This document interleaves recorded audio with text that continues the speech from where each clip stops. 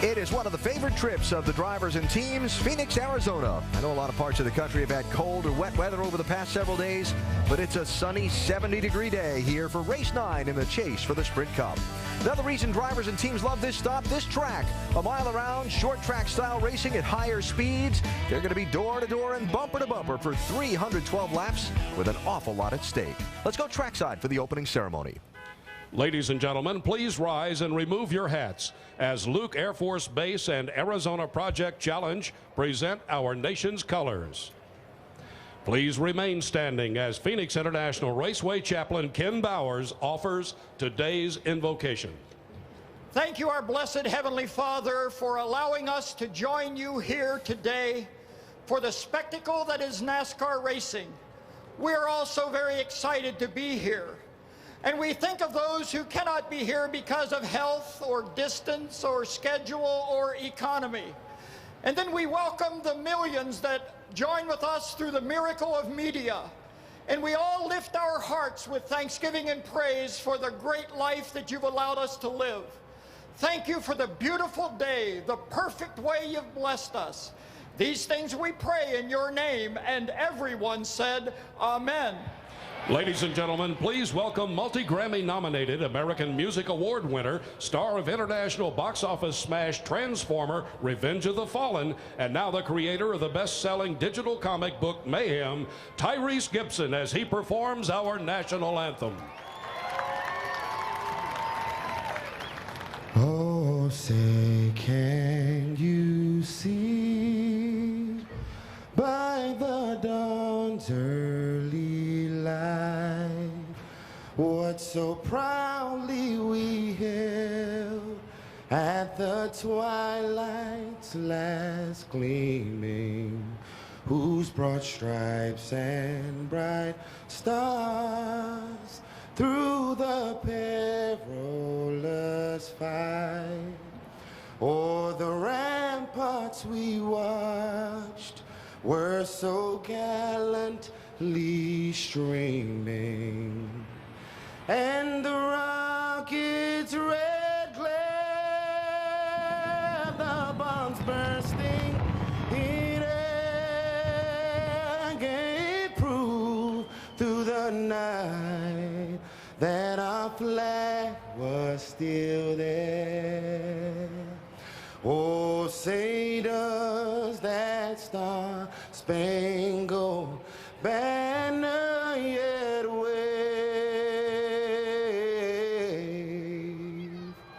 o'er the land of the free, oh, and the home of the brave.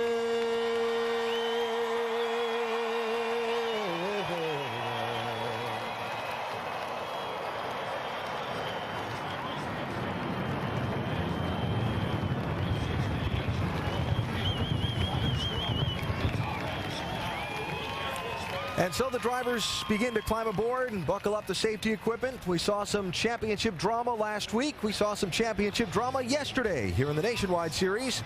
Will it be drama or domination for this round of the chase? The engines fire at Phoenix next. ESPN's coverage of the NASCAR Sprint Cup Series on ABC. Brought to you by Goodyear, innovative technology to help you get there. And Aflac, we've got you under our wing.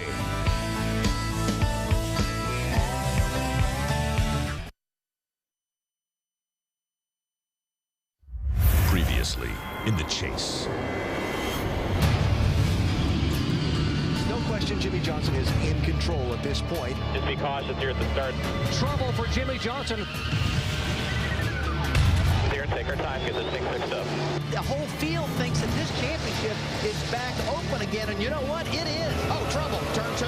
Montoya got into the 99. Kurt Busch will go to victory lane here at Texas. Mark's going to end up in 4th spot. Awesome all day long. 10-4, buddy. Did what we had to do there. Nice job. That's the deal, guys, right there. That's why we keep digging every day, because you never know what's going to happen. 12 drivers, 10 races, 1 champion. For 7 weeks, he was a man unto himself, blowing away at talented field, making a legendary moment seem like a foregone conclusion. Then it happened. Now, the smooth ride into history has become a showdown in the desert. In an instant, the landscape changed for two veterans of the chase. The improbable is now very possible. And his sure thing is anything but.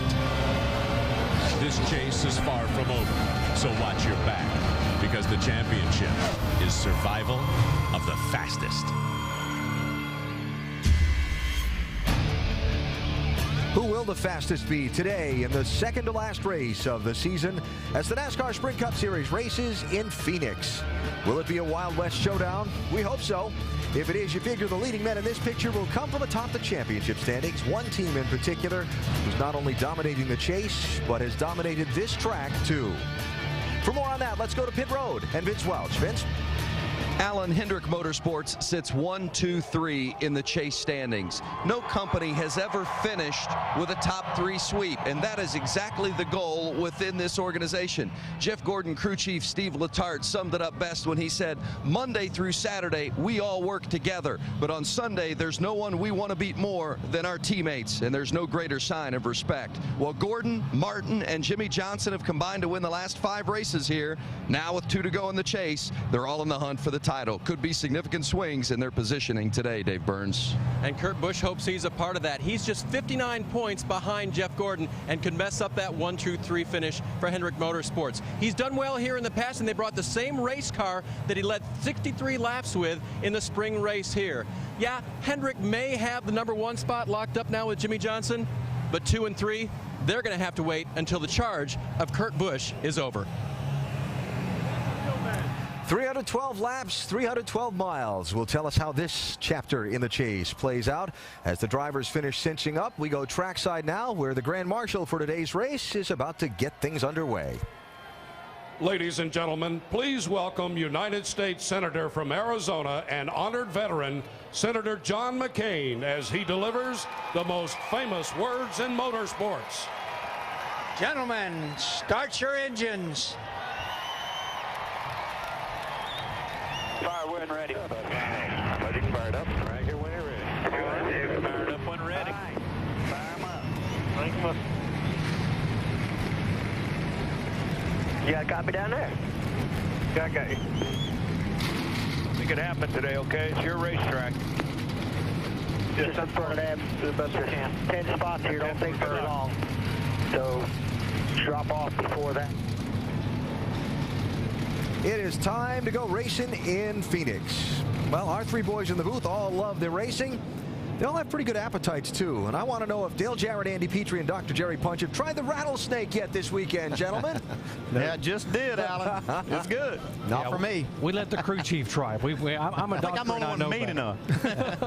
Hello, everyone. Glad to have you with us. You know, folks, following last week's troubles in Texas, Jimmy Johnson's point lead has shrunk to just 73 points with 2 races to go. And there are a lot of different scenarios that could play out today, but simply put, folks, Jimmy Johnson could clinch today and leave here as a champion, or he could leave here as far back as 3rd in the points. Guys, that's a lot to think about, a lot to worry about. You've talked to Chad Knaus. You've talked to Jimmy Johnson. What's the game plan today? Well, it's kind of a twofold approach for the 48 team. I talked to Chad, and he said that, you know, they're going to go out here and try to win this race, do what they do best, go out there and charge and try to win, lead all the laps. If they can't do that, then they want to try to at least see Mark Martin, because if they can't win, they feel like Mark Martin's the guy to beat, and he'll probably win. So they want to be able to at least look at his back bumper all day long and make sure he doesn't get too far out there on him. Well, it sounds like the driver and crew chief are kind of on the same page. Jimmy Johnson likes that scenario where he leaves here as the champion, but he's going to have to race hard to do that. That's his style. He wants to run up there, get as many points as he possibly can, because he also knows that if he finishes 5th in both of these last 2 races, he could possibly lose the championship if Mark Martin wins both and leads the most laps. So he's got to go after it. Let me put you guys in Mark Martin and Jeff Gordon's shoes for a moment. Either one could leave here as the points leader if things were to go their way. What's their mindset? Well, if I get to choose somebody's shoes, it's going to be Mark Martin's, because he has the least amount of points to make up. And what Mark's going to do, he's going to go out there and race with his heart. That's what he does the best. He is so passionate about driving this race car. He's going to go out there and leave it all on the racetrack. He's not going to leave anything out, bring anything back home. He's going to put it all out there and race with his heart. start and hopefully bring this thing home. Yeah, and scenario's the same for Jeff Gordon. Just like the other two guys, he needs to try to win. He needs to lead laps, and that's what's going to be great. We're going to be the beneficiaries. These guys are going to be after today, and we're going to have a great time watching them do it. I can't wait to watch this one today. Now, folks, the man who sits back fifth in the point standings could actually still win it all. Tony Stewart may need a little help though to get there. He is our in-race reporter today. His crew is fired up and ready to go. Let's go down and visit with the driver of the Old Spice Chevy who starts 8th today. Hey, Smokes, DJ, got a copy? Bud. Hey, Tony, our first question comes from our mailbag, and Dennis in Brentwood, Pennsylvania says, you have had a lot of success at Phoenix in many different series. What is your one favorite memory? I think it's probably I won a midget race and Silver Crown race here in the same day, and that was pretty cool. It's this is one of those places that no matter what type of car you drive here, it's a fun track. It's challenging. The two ends are so totally different from each other that it's hard to get it right. You either get one end of the track right or the other, and you have to give up a little bit on the other end. So it makes it to where the driver really makes the difference here, I think. All right, Tony, and talking about all of those different type cars you've driven here, this particular car, what is the biggest challenge in making it a winning car for you here today? We made a lot of changes between yesterday and today. We just didn't feel like we had the balance we were looking for, so we made a lot of changes and put it back closer to where we were in the spring, and hopefully it'll be kind of a learning process this first run to see what we have. But I'm excited. I mean, you just got to keep it balanced all day. You got to make the thing rotate through the center, and it's like you fight one of two things here. You either fight tight in the center or you fight loose off if it's rolling the center good. So I would rather be on the loose exit side and having it roll in the center good. So that's what we're shooting for. All right, Smoke, thanks for talking with us. Have a great day. We'll hopefully talk to you later on. And now Andy's going to talk to your crew chief, Mr. Darian Grubb. All right, pal. Hey, Darian, Andy Petrie in the booth. You got us? That's it for I got you. Hey, Darian, your team's performed excellent this year. You led the points at the end of the regular season, and you're 5th in points now. What's your expectations and goals for these final 2 races of the year? Our goals are to go out there and win 2 races. We know we got the team that's capable of doing it. We want to get up there and finish in the top 3 in points no matter what, because that's what we feel like we've earned for this year. It's been a great building year for Stewart Haas Racing, and I'd like to wish Gene a happy birthday today. He's here with us, Mr. Gene Haas, so it'd be great to go out there and deliver him that win. Okay, Darian, now you've got a car here as a flat racetrack. What kind of tracks does this one compare to? What kind of car did you bring here? Like Tony said, the track's completely different on 1 and 2 versus 3 and 4, so it's a lot like Pocono for that fact. You have to give up a little bit to gain a little bit on the other end, but it's a car that we ran at Phoenix the first race, Loudon, Richmond. It's a really good short track, lightweight car, so we're really looking forward to the performance today. Okay, Darian, thanks for talking to us, and good luck today. Thanks a lot. Counting Tony, we'll have onboard cameras in a total of 8 different cars today, including 7 of which are chase contenders. Our top 3 in points are there: Jimmy Johnson, Mark Martin, and Jeff Gordon.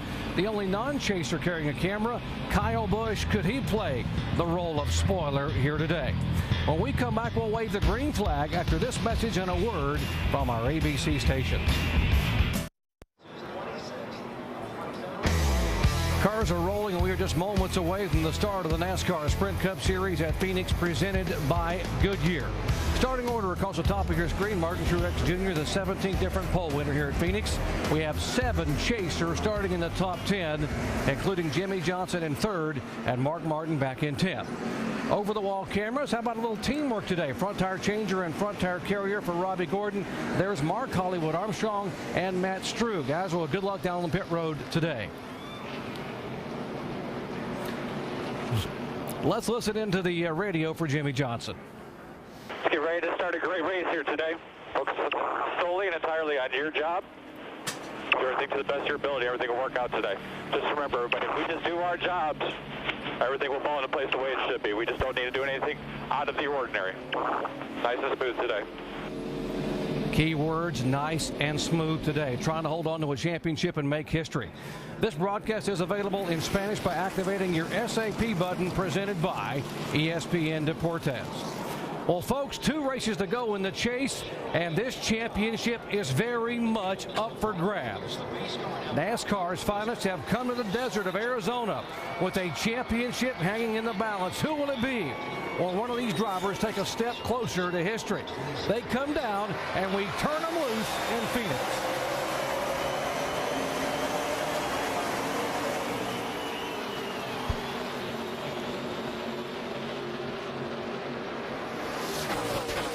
Nice clean start through turns 1 and 2. Now up in the flat end of the racetrack, it'll be Kurt Busch in the Dodge who will try to hold on. Here comes the pole sitter Truex back. See Kurt Busch making that high line work. Whoa, close to the wall coming out of 4, but he's going to lead that first lap. It looked like he had to get out of the throttle just a little bit, though. Martin Truex now looking on the inside.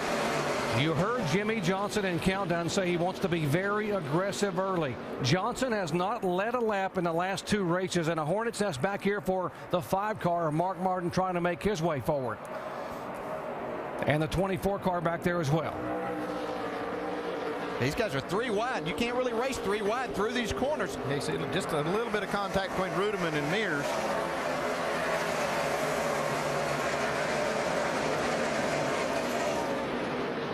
Watch a close call here. Mark Martin and the 14. Watch the 07 lock it up. Whoa, that is a close call right there. Jeff Gordon was right behind Casey Mears when this happened. Yeah, you have to be really careful. This racetrack's been sitting here since yesterday afternoon. A lot of dirt has blown in onto the racetrack. They tried to blow some of it off, but it's still pretty slick right now.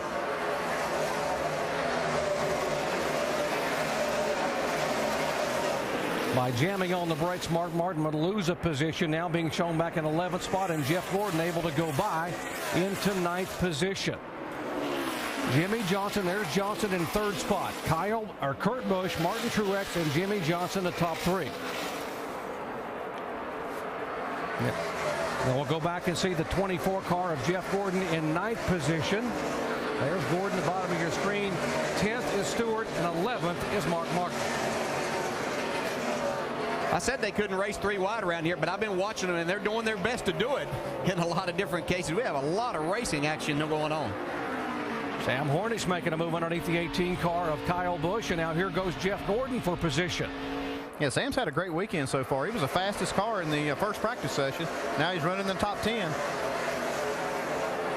How about this 88 car and the 42 car of Montoya? They are making their way toward the front in a hurry, both with good race cars. Yeah, and you see this 07, he locked that left front up, and that's going to hurt him as they run here. That puts a flat spot on that tire, and it'll cause that thing to lose grip, and so he'll probably have to give up quite a few of these spots. Yeah, Montoya being really aggressive here early in the race. He was one of the guys I saw 3 wide just a minute ago in the middle of turns 1 and 2 as they went to exit there. So he's trying to make his way forward as fast as he can. Not Montoya 3 wide. Yeah. A.J. Allmendinger in the 44 car. That's a Ford. Beside him, Dale Earnhardt Jr. And behind Earnhardt Jr. is the 12 car of Brad Keselowski. Yeah, and A.J. Allmendinger had a great run in that Ford last week at Texas. He was really good here yesterday in practice also. Allmendinger getting the top 10 at Talladega. You see Keselowski now making his 2nd start for Penske Racing. Finished 35th at Texas, and he goes to the outside and nearly scrapes the wall there coming off the corner.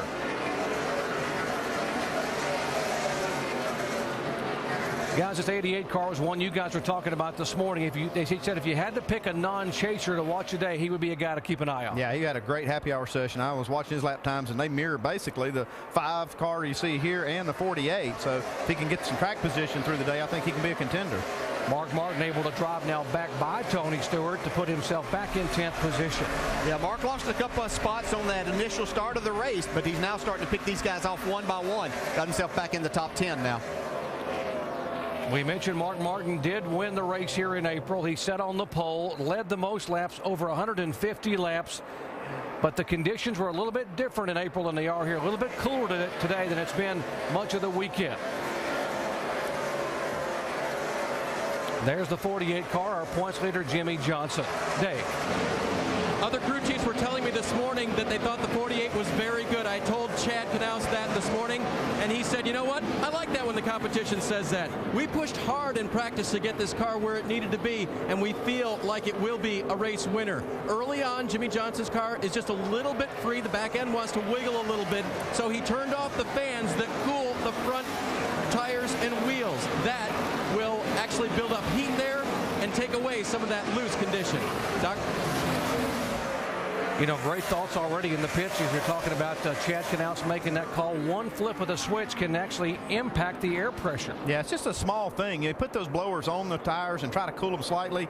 If you turn that switch off, it will allow that air pressure to come up a little bit with some heat. So it's definitely the right thing to do with that situation. Yeah, one of the very few adjustments that a driver has inside the race car to make an adjustment on the car and make a difference. Now, it's not night and day. It's just a small thing, but it is in the right direction.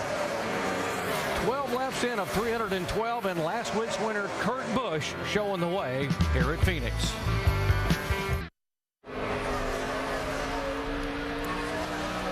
Want a chance to win $10,000? Put your NASCAR knowledge to the test with the ESPN Pick 12 Challenge. Go to ESPN.com/Pick12 and guess the order the 12 chase drivers will finish next week in the season finale at Homestead. We'll announce who picked this week's order in the first 30 laps of the Phoenix race, so make sure you watch. This week's winner who picked the correct order from Texas is Christy M. from Greentown, Indiana. So congratulations to Christy. Riding along there with the 5 car, and Mark Martin already on the move. He's now moved into 8th position. And what does that mean in terms of the point standings? It was 73 when the day began. Jimmie Johnson is still running in 3rd spot, and by Johnson being now 5 spots ahead, that means the differential is now 96 points between Johnson and Martin.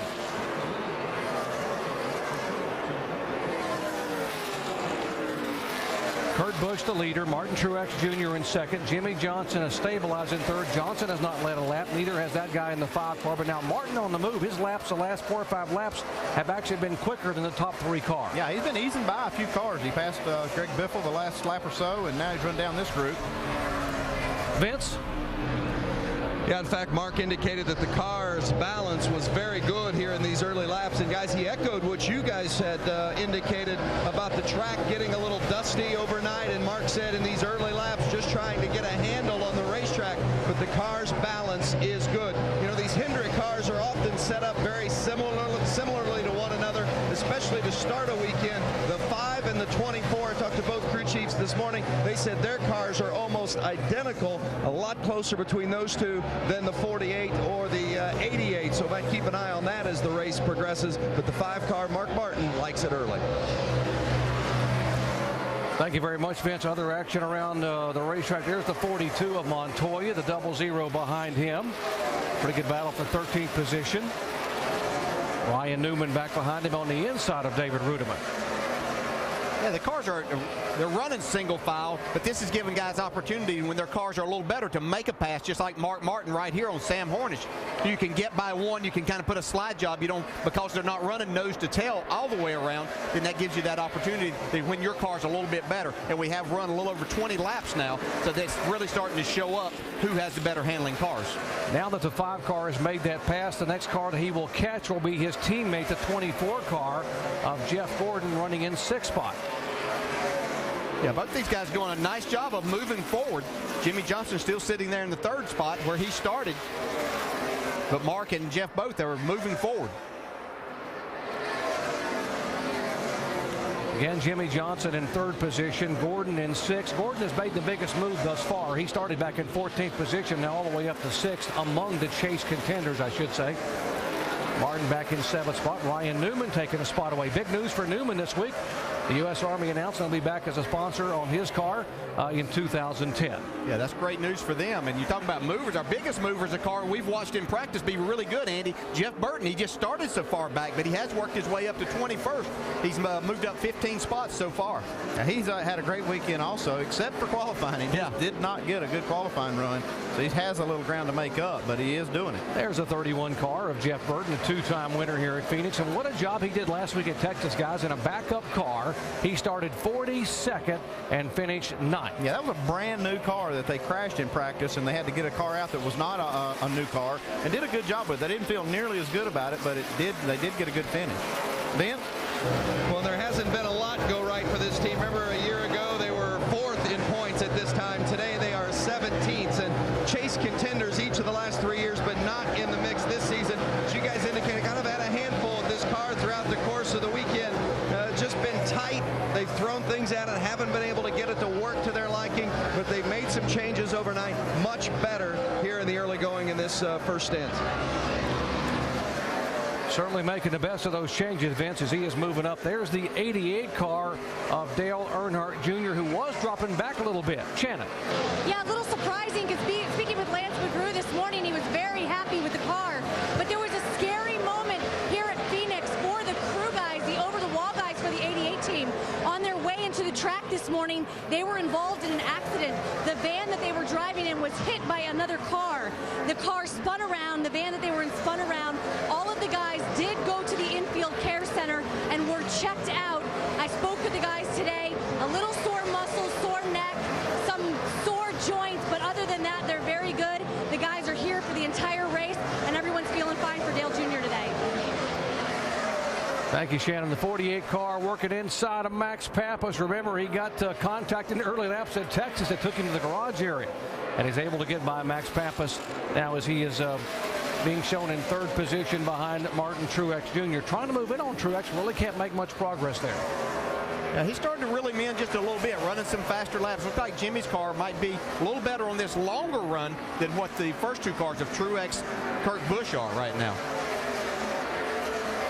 Jimmy Johnson has won 3 of the last 4 races here. The one he didn't win back in the spring, won by that guy, the 5 car, the exact car that Mark Martin ran here in April. Yeah, he's running some of the fastest lap times. He's very equal to, if not just a little better than Kurt Busch when he's in clear traffic, or clear of traffic.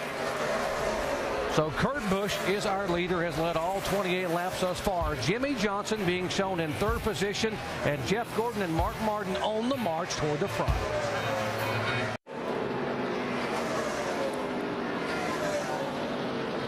Kurt Busch, our leader here in the NASCAR Sprint Cup Series at Phoenix, presented by Goodyear. Kurt has led all 33 laps thus far. Last week's winner at Texas actually jumped a couple of spots in the point standings to 4th overall in the chase points. His margin just under 2 seconds ahead of the 2nd place car of Truex. And Jimmy Johnson now challenging for 2nd position inside of Truex. He's been running 3rd as they drop the green flag, and Johnson will gain a spot. Let's update the 48 car. Dave. And I know driver and crew chief up there have experienced this before. When a driver has a complaint about the car, but it's not as bad as some other guys, including the guys he's passing. So right now, Jimmy is a little bit concerned about the rear end of the car being on top of the track, and in the center of the corners, the car's a little bit loose, but apparently that's better than Martin Truex's car.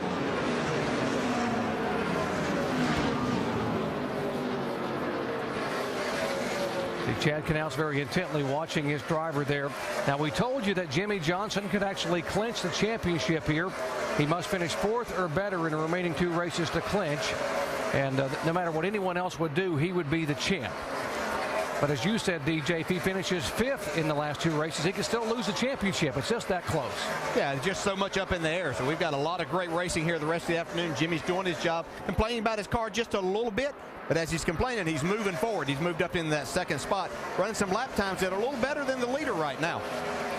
Got to believe the reason he got on the move is because he realized that these guys, Gordon and Martin, are starting to march up there, Andy. These guys are now showing in 5th and 6th place. Yeah, Jimmy's made up 1 spot, but Mark's made up quite a few spots now. He's up in the 6th spot after starting 10th. Jamie? Well, I think after last week's disappointing finish, when they finished 13th, it was a missed opportunity, and that lit a fire under this team. They realized that they still have a shot at this championship. They brought a good car here. They feel like it's better than they've been in recent years. Right now, he's saying he's tight in the middle at both ends, but remember, he started 14th all the way up to 5th. Vince? Well, and Mark Martin and Alan Gustafson, his crew chief, thought they were going to have a good car today, and it has turned out certainly to be that way on this first run. This is the same race car that they won with here in April. It's also the car they used to win the Chase opener at Loudon, so they're very comfortable with this race car and what it has, and it's real close to the setup that they had here in April, but they actually feel like it's a little bit better. That may be bad news for everybody else as you see Mark going under the 24 of his teammate Jeff Gordon. And Vince, Mark Martin getting better and better each and every lap, somewhat like what happened here in April. What about Mark Martin? He could be the points leader here. A win and a 16th place finish by Johnson gives Martin the points lead coming out of here. Now, if Martin would get up there and lead the most laps, he could take the points lead if Johnson finishes 14th or worse.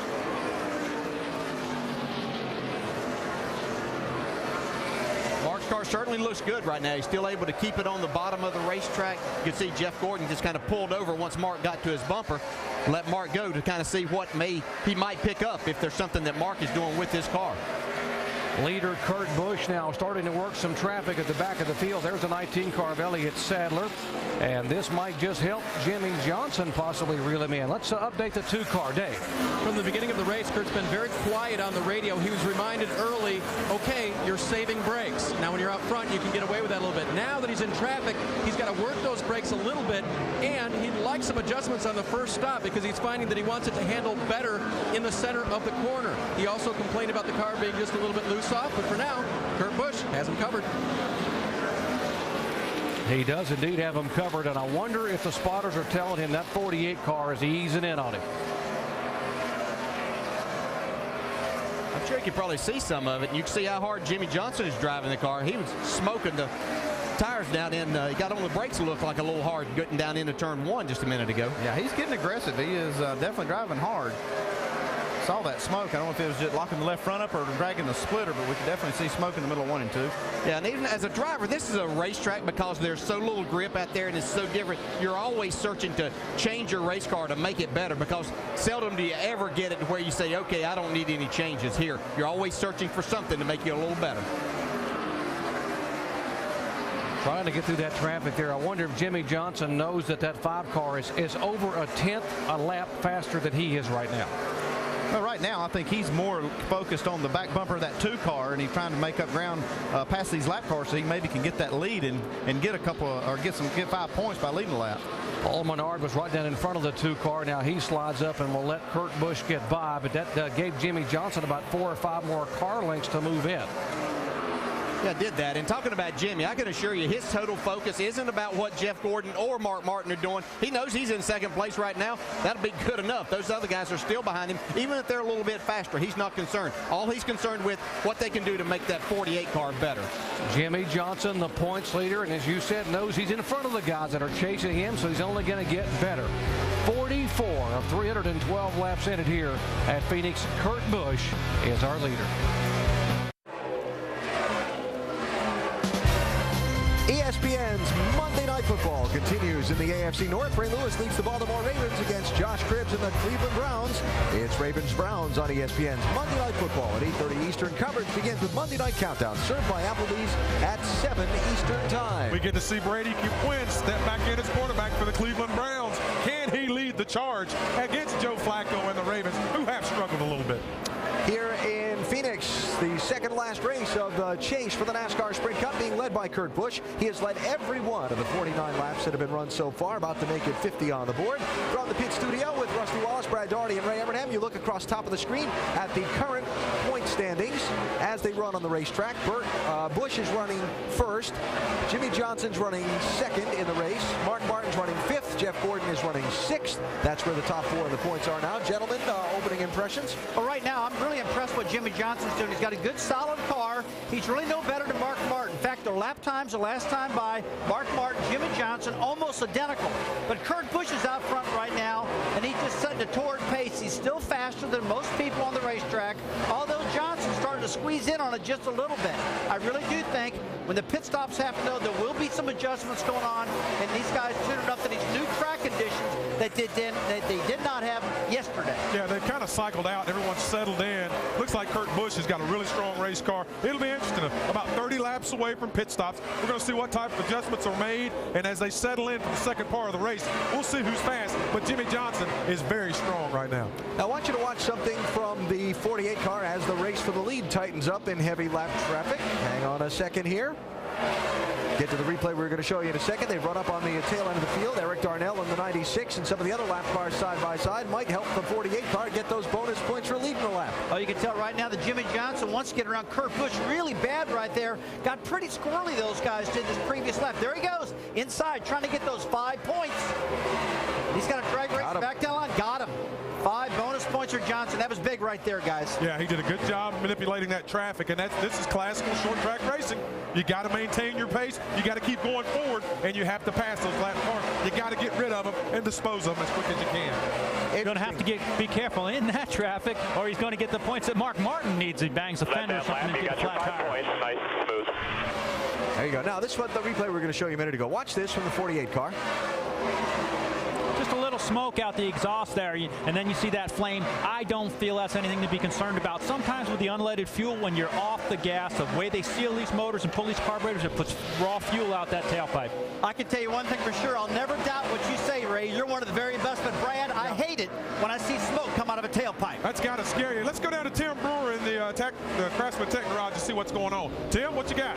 Thanks, Brad. Ray's exactly right. We've been talking about the splitter smoke, but as the fuel's coming into the engine here, it's turning over 9,000 RPMs. When the driver shuts the throttle down, meaning the carburetor, you're turning over 9,000 RPMs, throttle wide open. As long as you shut it down, that fuel's still somewhere in the intake manifold, coming out through the exhaust. But where you see the fuel reignite, it's a sealed system all the way from the combustion chamber down through the headers. But when you see it reignite, it's right here, because why? You've got oxygen. That's where the flames start again. The other place you might see a little smoke, a lot of brakes, because when they get on those brakes, they literally smoke. A lot of friction there. Other than sliding the tires, those are the only 3 places I know smoke's coming from off these race cars. And again, I agree with Rusty. When you see smoke from a race car, it always gets your attention. So now with Jimmy leading and having gotten those bonus points, there's the real-time running order. Mark in 5th, 108 points is the gap between the two, but we've got a long way to go. Martin trying to get a spot on Denny Hamlin here. That would be actually trying to get a couple of spots, not only Hamlin, but Martin Truex. That'd be for 3rd and 4th. Now let's talk about pit stop schedules for just a minute. Caution free for 58 laps, Ray. You've been tracking some of the numbers. What are we looking at? Well, it could be, some of my history says that we could be facing a caution here within the next 20 laps, and that's liable to fall right in the middle of green flag pit stops. And if that happens when some of the leaders are on pit road and other people stay out, it's going to put some good cars a lap down. So Mark Martin through Martin Truex up into the number 4 spot and chasing Denny Hamlin for 3rd. We'll keep an eye on when those pit stops begin as we are caution free thus far in Phoenix. Jimmy Johnson is the race leader. We're back to Phoenix after this message and a word from our ABC stations.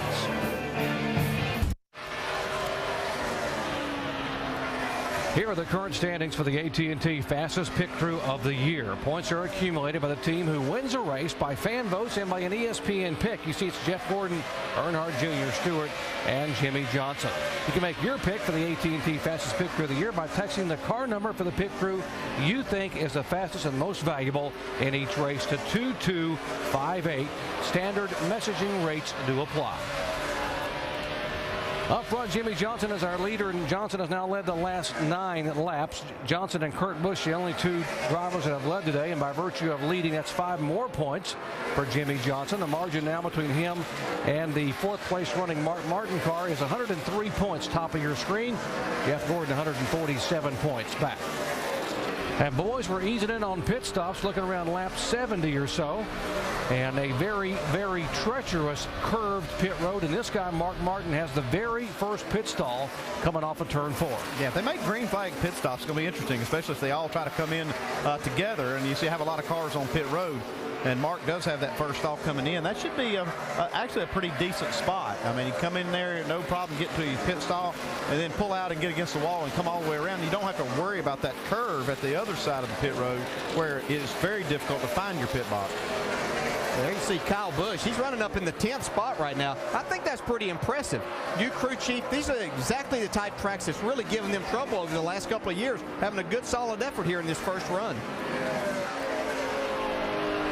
He had a frustrating day yesterday in the early laps of the NASCAR Nationwide Series race. Everybody thought he would just finish 7th or better and clinch the championship, but it was not to be because the car went around on him inside of 10 laps from the green flag. Yeah, as frustrating as it was for Kyle Busch yesterday, though, he virtually did seal that championship. All he has to do is start the car at Homestead, and he is the Nationwide Series champion. Shannon?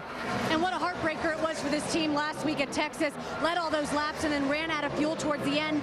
Speaking with Dave Rogers, crew chief for the second week for Kyle Busch, they were not very happy with this car in happy hour. He said the body control of the car did not look comfortable on the racetrack. Right now, Kyle Busch was telling his crew, the thing I need most help with is getting through the center of the turns. They are going to make an air pressure adjustment on their pit stop, guys. Yeah, Kyle won this race here at Phoenix in the fall as a rookie back in 2005. Finished 17th in the spring race here. Really had trouble getting his car to turn here back in April.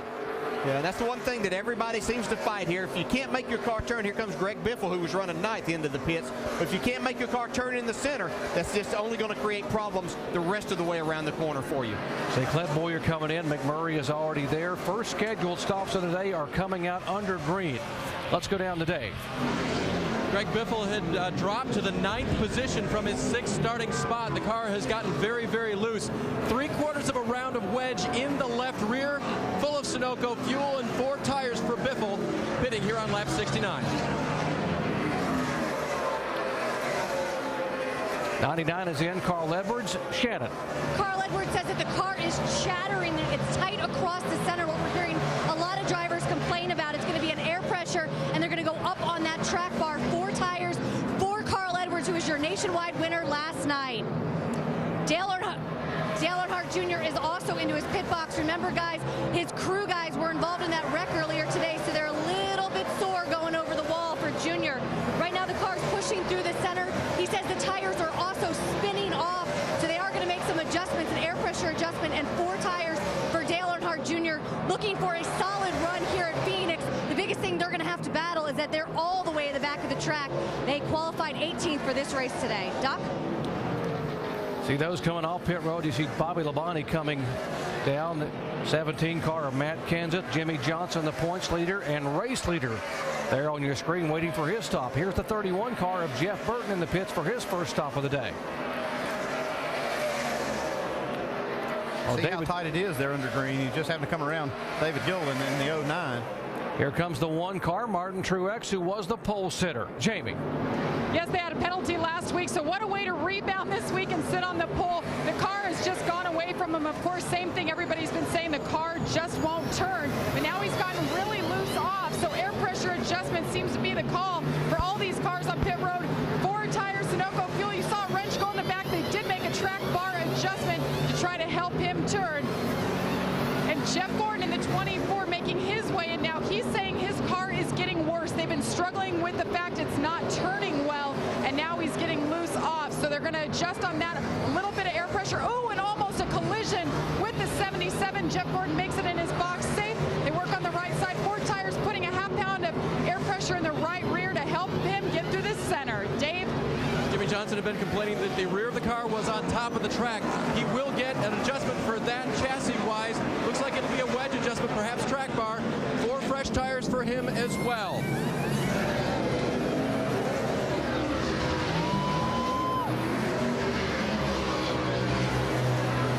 Mark Martin getting a 4-tire change. Got to believe they made a little bit of an air pressure adjustment on Mark's car as well, but the adjustment on the 48 as he comes down. Yeah, look here, though. The 2 car of Kurt Busch is going to get the lead off pit road. How about that for a lame duck crew chief? Pat Frossett and the bunch getting it done down there for Kurt Busch. Yeah, we still have a few cars left on the racetrack, though. Actually, Ryan Newman, being shown as the leader, is in the pits now. It should complete the cycle. Let's go down to Dave. And guys, one of the biggest movers on the day had been Ryan Newman. Let's see if they can keep some of that track position.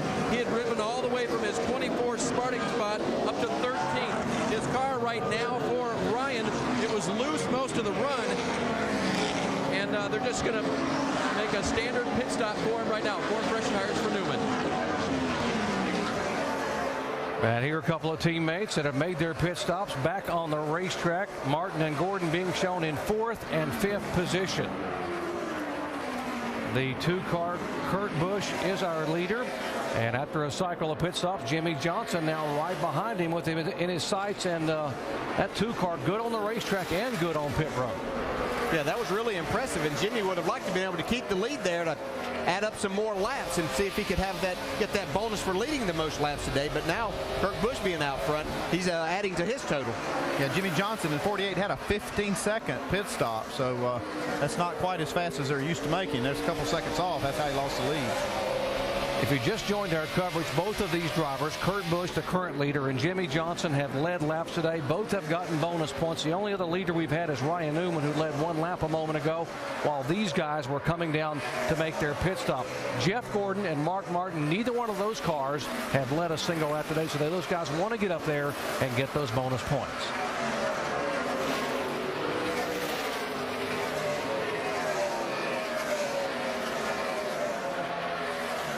When the day began, it was a 73-point margin between Jimmy Johnson and Mark Martin. Right now, it is 83 points, as Johnson being shown in second spot, plus the 5 bonus points for leading, and Mark Martin now all the way up into third position. Yeah, Mark Martin had a real easy way in. You know, he doesn't have anybody before him, so he could get in his stall. Then he had a free exit because nobody was pitted in front of him at the time. So good, clean in and out for Mark Martin. Yeah, it shows you how difficult this racetrack is. We look at our top 4 in our point standings. The top 4 running here today. I think that tells you that the teams that are up there running up front are the ones that have their act together and battling for the championship. 29 car of Kevin Harvick really struggling here. He actually came down pit road on lap 61. He was the first of the cars to come on because the car just not handling well at all. Up front, it is Kurt Busch in the Dodge. Dodge has never won here at Phoenix in NASCAR Sprint Cup competition. Jimmy Johnson is second.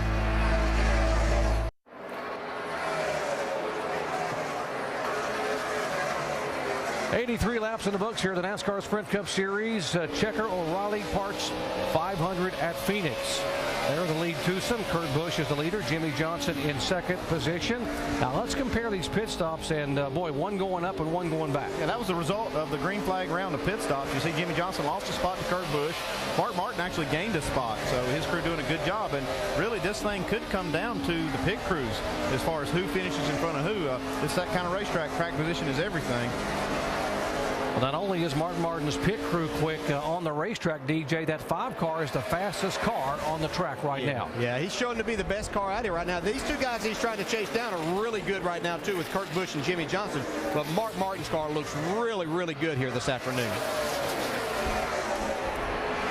83 points to margin, top of your screen. Gordon back 127. Martin being shown in third position. Gordon in 4th spot. Neither one of those guys have led a lap. After the frustrations at Texas a week ago where Jimmy Johnson finished 38th, it was a very long week for this team. Jimmy said frustrated. They lost what was a very comfortable point margin. Had to do a lot of thinking and really, really wanted to come here and be able to run up front and lead the most laps and be able to maybe even dominate if he could, as he's done in the past. When you have things like that happen and you're battling for a championship, you wish that you were back in the car the next day because you want to so make up for that and make things happen. Let's watch these speeds at the line right here. Mark Martin now finally has a little bit of clear racetrack, and he is the fastest car right there so far that's come by. Denny Hamlin there, third. Actually, Truex now.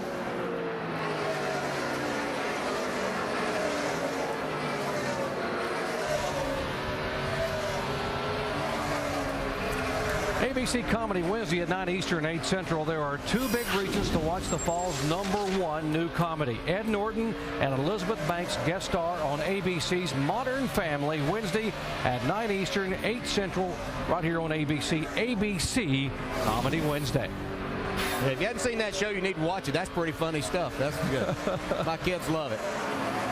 It's no laughing matter right now for these 2 guys. They probably don't realize it, but that 5 car is on the move. And right now they're trying to move in on the 43 car of Reed Sorensen, who's being shown a lap down in 30th position.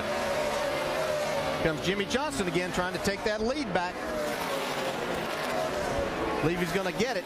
Yeah, he's going to use that 43 car as a pick right here off the corner. Yeah, he's really been dogging Kurt Busch the last few laps. He got up to his bumper. When Kurt got up to the 43, he saw this as an opportunity. Kurt trying to be very careful and tiptoe by the 43, and it'll cost him the lead there as Johnson will take it away here on lap 90. Yeah, and see Reed Sorensen really fighting to try to stay in front of these 2. He had a great race yesterday in the Nationwide Series. And you can see Jimmy really battling that race car, too. He got down on the apron. That you can see him down on there again. loosens the car up somewhat, but he has stayed in the throttle, really working the steering wheel. For those of you watching at home, you see that yellow line. You can go below the yellow line here at a racetrack like Phoenix. It's only Daytona and Talladega where there's a double yellow line that you can't go below it without being penalized by NASCAR.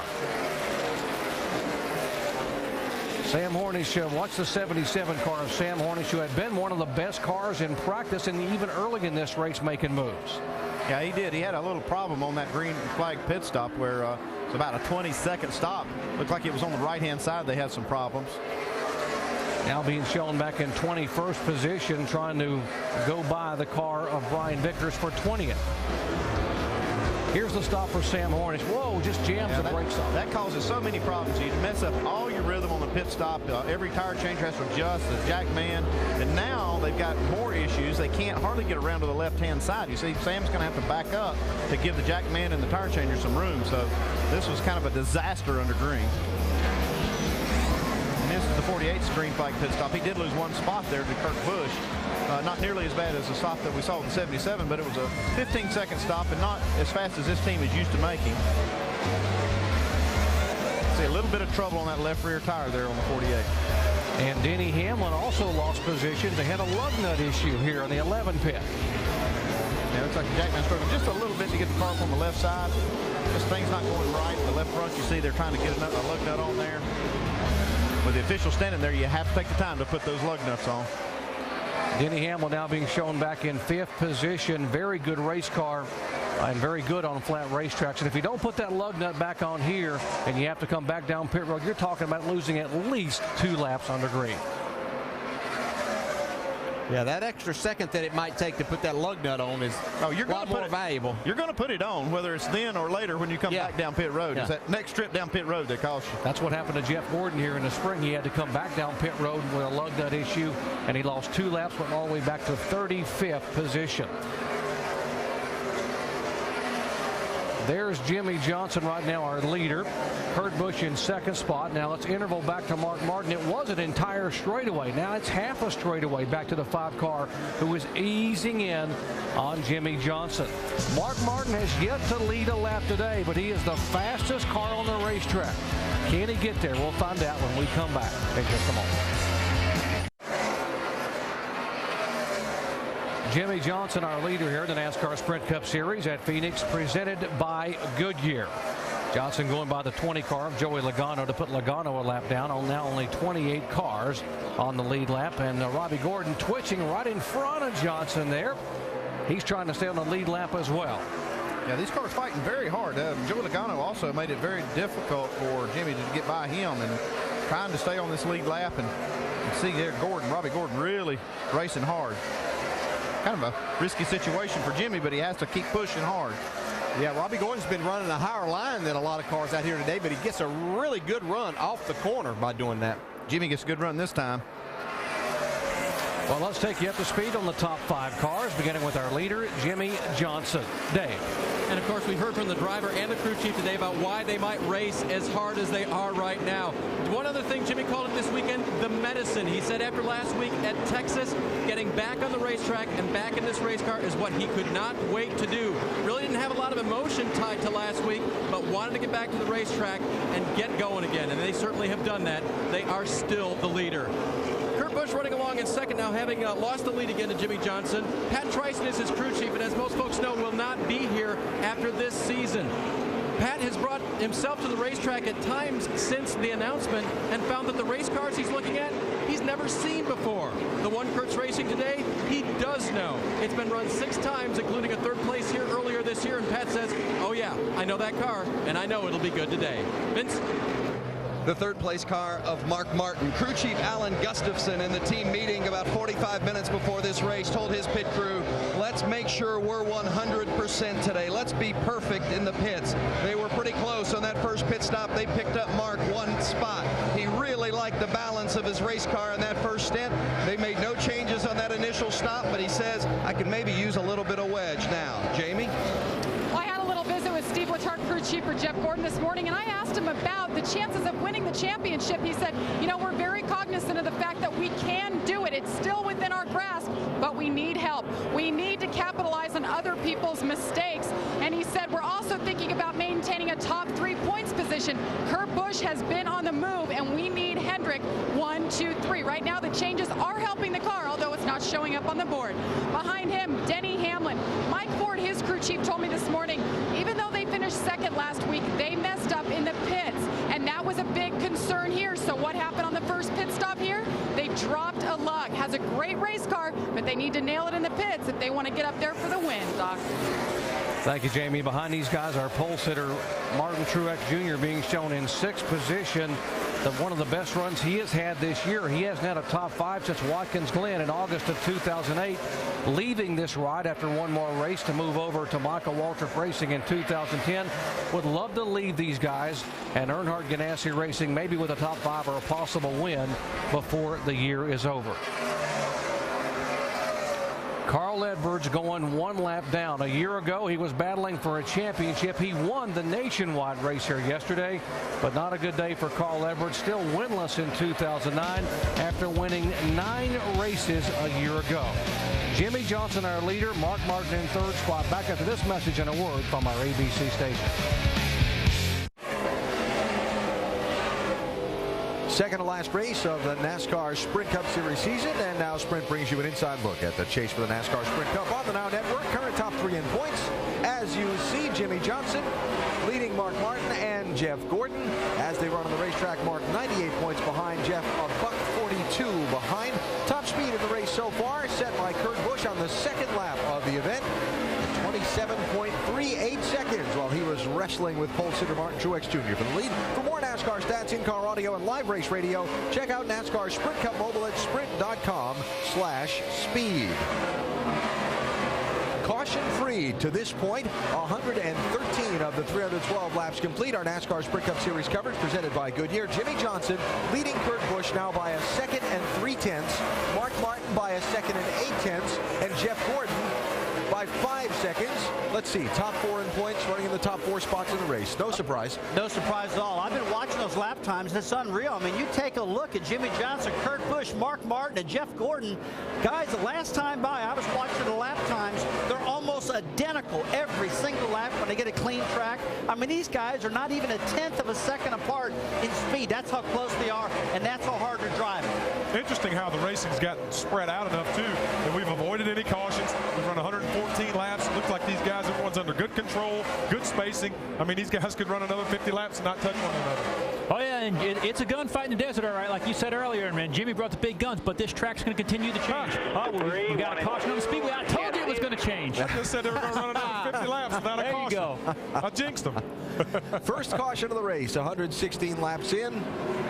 Caution is for debris in turns 1 and 2, and so that will erase the gap that Jimmy Johnson had and give the pit crews another chance to go to work. By the way, we were close to setting a record for this race. Longest that a race had ever run at Phoenix to start the race, 121 laps. Wow. 1999. We were within 6 laps of hitting that one. So first yellow out in this one, and second chance for the crews to go to work on their cars along the pit road. Remember last time Jimmy Johnson seen the slight hiccup on their stop. Kurt Busch came in 2nd, went out 1st. Johnson came in 1st, went out 2nd. We'll see if the crews can overcome that. Casey Mears gets the free pass on the caution. And the crews communicating and making sure everybody knows who's supposed to be doing what. Here they come, Vince. Mark Martin in that very first pit box, he said the car's just not quite as good as it was on that first stint. They're going to make it a 4-tire change, also put a half a round of wedge in the left rear for Mark Martin. Dave. Jimmy Johnson says the car is a lot better. Just a quarter turn on the track bar. Actually, it's a wedge adjustment for Jimmy Johnson right now, 4 tires. Two car of Kurt Busch in as well. The car was tight in the center and loose off. They wanted to make an adjustment on that. Jamie. And Jeff Gordon tight in the middle. The back end is swinging around. They're taking the air out of the right rear that they put in on the last stop. 4 tires, you see them angled there. They were told to do that because of the 1 car in order to get them down. There's the race off pit road. It's the 48. Jeff Gordon comes out 3rd, guys. Whoa, got to follow up on what happened to Kurt Busch there. 3 spots down on pit road on that stop. 17-second pit stop for the 2 car. Yeah. Must have been something going on there. Dave will have that story for us in a minute. Jimmy Johnson's crew holds serve, but now look who's on his back bumper. That's what I want to see. Go get him, Mark.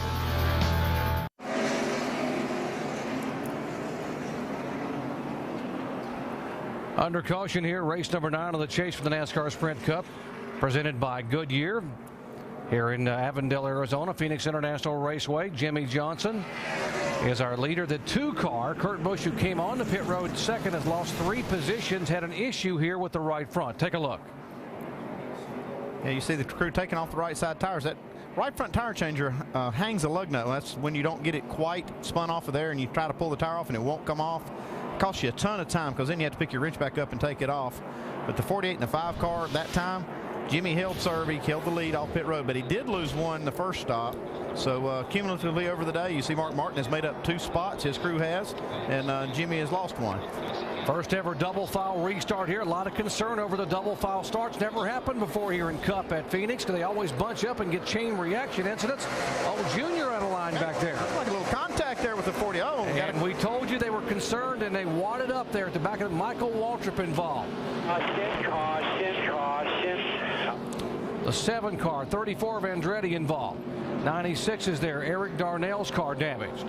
Michael Waltrip's got big time damage. Had a pretty good car too. Guys. Bring the cool down unit and the generator. Might want to bring her front end. Yeah, these restarts just get worse the further back you are, the harder it is. You anticipate that start, you start going, and then things start stacking up front. Makes it difficult to stop. That was a big discussion there. The 19 of Elliott Sadler involved. Big discussion in the garage area this week. It's tight anyway coming off the corner. They've never had double foul restarts here, and Rusty Wallace talked about it in Countdown. You see the back of the 12 car, Brad Keselowski, he got hit from behind.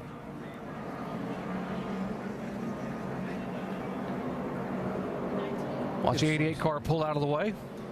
Yeah, it kind of happened in front of the 88, but then it all just stacks up more and more and more the further back you get. See David Reagan with a lot of damage in the UPS Ford. And Michael kind of gets the worst of it.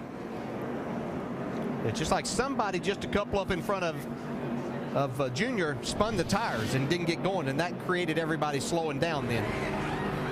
Here's a 7 car on pit road. Robbie Gordon, and you see Hollywood there with our crew cam, the front tire changer. Mark Hollywood Armstrong trying to repair some of the damages there on the front of the 7 car.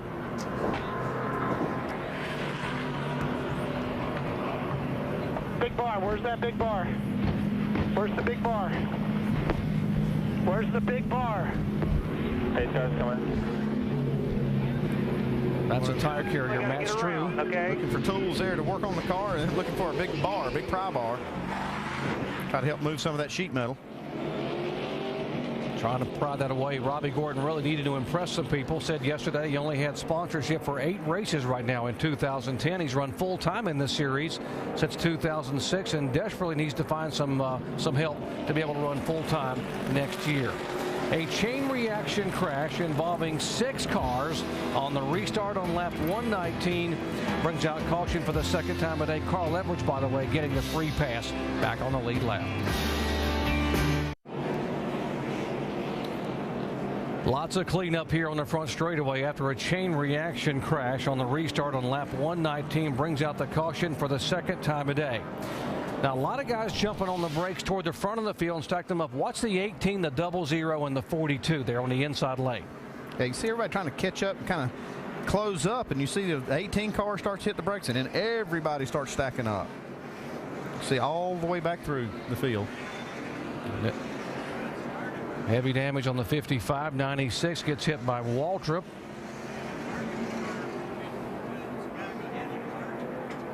See, Junior does a good job. Just basically get out of line, and then they all start hitting each other. David Reagan gets Keselowski from behind, and McMurray's trying to get through. Eric Darnell, the 96, is there. The 09 of Gilliland. Mears. Heaviest damaged cars are the 7 car of Robbie Gordon and the 55 of Michael Waltrip. The 96 also has been on and off pit road. So right now under caution it is Jimmy Johnson and Mark Martin running 1st and 2nd. You see where they're running there? The lead chase cars 1st, 2nd, and 3rd on the racetrack. And look at the points margin. Back in a moment. ESPN's coverage of the NASCAR Sprint Cup Series on ABC. Brought to you by AT&T. Vote for the AT&T Fastest Pit Crew of the Year award. From your AT&T phone, text the car number of the pit crew you think is the fastest and most valuable in today's race to 2258. AT&T, the nation's fastest 3G network.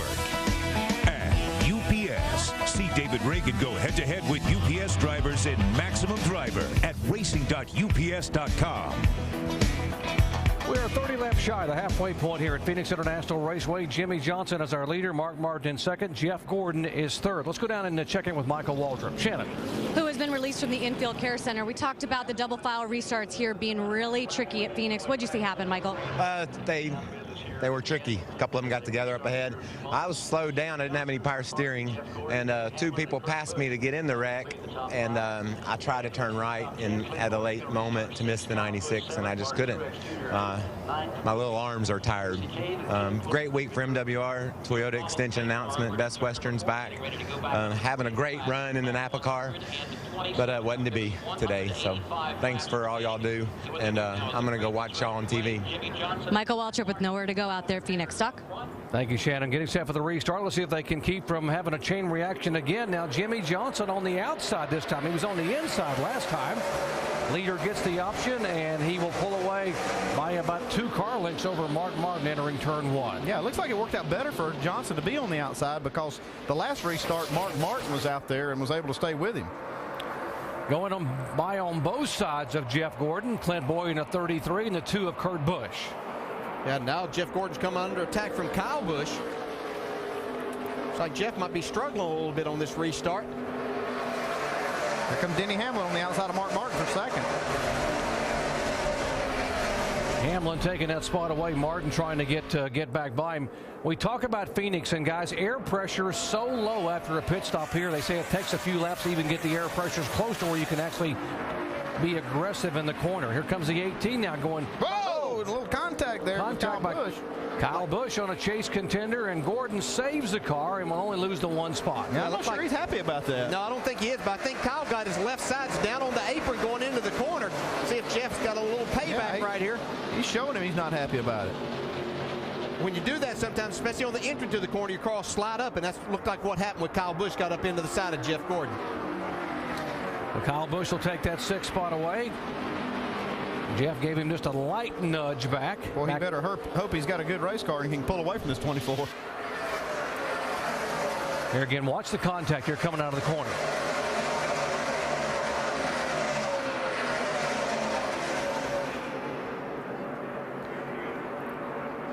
You can see right here as they go in the corner now. It's 18 car. Right on top. Yeah. He's down there. They all race on the apron, so he was down there basically in the groove, even though it is on the apron. Yeah, if you get in there going into the corner, though, that really de-wedges your car, and again, it'll send you up the racetrack. Shannon? Well, guys, Kyle Busch has really got to get aggressive early on these restarts. He's telling his crew that his tires are only good for the first 15 to 20 laps, and then all he can do is maintain position. So I guess he feels that he's got to go out there and get as many positions as he can before he loses those tires. He certainly was aggressive on that move, and now Jeff Gordon trying to reel him back in. Whatever. See if I can get back on here. Yeah, that was very, very smart. Smart move on Kyle Busch to let Gordon go right there. So Jimmy Johnson, our leader. Johnson now has led 3 times for a total of 62 of the 132 laps today. See Martin back in 2nd spot, 98 points a differential. It was 73 when the day began. Mark Martin being shown back in 3rd spot behind Johnson and Denny Hamlin, and Jeff Gordon all the way back in 6th, and his points differential just over 150. Now you can see Jimmy out there about a little over a second ahead right now. I'm sure Brad Daugherty's sitting back there in the studio, feet's kicked up, sitting back saying, I told you boys this thing was over. 4-time heavyweight champ, baby. He's doing everything he needs to do, taking care of business. We got a lot of racing to go, big guy. Yeah, you just sit back and eat some more rattlesnake. Back after this message and a word from our ABC station.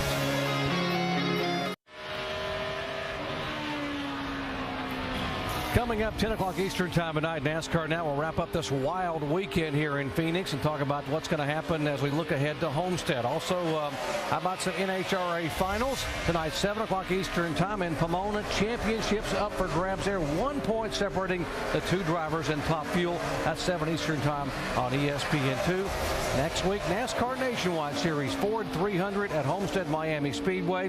4 o'clock Eastern time, and Kyle Busch should be crowned the champion by just starting that race. And oh my, how about the season finale? We will crown a champion in the NASCAR Sprint Cup Series Ford 400 at Homestead Miami next Sunday right here on ABC at 2:30 Eastern time. Point standings right now as we are just easing in toward the halfway mark. Jimmy Johnson has a 103-point lead over Mark Martin. And the 24 car of Jeff Gordon being shown back at 157 points back. Pretty good battle here, 9th, 10th, and 11th. Casey Kane, Juan Pablo Montoya, and David Rudiman. Yeah, you see just behind Rudiman is A.J. Allmendinger. He's having a good run also. He's in that 12th spot. Remember, that's a Ford that he's driving. Finish out the season here as they will go to Ford full-time next year. I almost got that car down on the apron, too, like Kyle Busch did a moment ago when he got a de-wedgie. Yeah, you got to utilize that apron sometimes, and you do it a lot. Right there, he's doing it. Yeah, you see Rudiman gave him a lot of room, though. Oh, here comes Burton also under Ryan Newman. That's 13th and 14th, Newman and Burton. Talk about what a year it's been for Richard Childress Racing. None of those cars have won a race. Hard to believe we could say that. They have not won a single race among the 4 RCR cars in 2009, but they have made a lot of progress in the last month and a half. Yeah, they have. Jeff Burton up from that 36th starting spot. He's done a great job of just maneuvering through traffic. He makes that pass on Ryan Newman now and moves up into the 13th spot. Really good effort by this group. I think Jeff's really excited about the changes that they've made, not only with their cars, but as far as his crew chief and everything that they put into place. Talk about future stars of the sport. We look at a couple of them right there in the 00 and 44, Allmendinger and Rudiman. Folks, you may not realize, but that 00, David Rudiman, was very, very close to making the chase this year. Had a disappointing race at Richmond, but he was in the hunt to be one of the 12 drivers in the chase. I've just seen a steady improvement from these cars out of Michael Waltrip Racing Stable. See Allmendinger now, looks like he's able to make that pass. Puts a little slide job on Rudiman. As they head down the back straightaway. Well, it's hard to call it a straightaway. I should say back stretch because it has a turn in the middle of it. Arguably one of the most difficult tracks to drive in all of NASCAR. A turn in the backstretch, turns 1 and 2, 11 degrees, turns 3 and 4, 9 degrees. It's almost like you got to be a good short track racer and a good road racer to get around here. Right, Dave? Juan Pablo Montoya has been a much better racer this year overall. Remember, last year, 9 DNFs, did not finishes, and this year, none so far. As he passes Kyle Busch for 8th, that's up from 12th on the restart. This morning when I talked to crew chief Brian Patty, he pulled me over to the pit box they work on in the garage, and he showed me the worktop table with a Sharpie written on it, some things that he had talked to Juan Pablo about. On the left is the number 20. He said, I showed Juan, that's where we were running last year. In the middle, the number 6 to 7. That's about where we're running right now. And on the right, the numbers 1 to 3. That's where I think we can run. That's what I'm trying to show Juan we can do. And this team is moving toward that at the end of this year. The start of next year should be great for these guys. They have been so impressive in the chase. 5 top 10 finishes in the chase. So impressive. They only have 7 in this year. I should say top 5 finishes. They have 7 top 5s. They have 5 of them coming here in the chase. And obviously the big disappointment last week at Texas where he finished 37. There's the pole sitter, Martin Truex Jr. in the 1 car being shown in 7th position. So he's holding his own there in the top 10. Yeah, the times that they've started in the top 5 this year haven't been some of their best runs. So they're really showing that they've made some progress with this. They've been fast in a lot of places, but that doesn't seem to translate into some good runs. Today they are doing that. Our in-race reporter, the 14 car, Tony Stewart, has slid back a little bit, Jamie. Now he's being shown back in 22nd position. Well, Doc, he started 8th, and you know, we talked to him at the start of the race. He seemed pretty optimistic about their chances today after making all those changes after happy hour. But the bad news for this 14 team, they have gone south. He said the car is so inconsistent.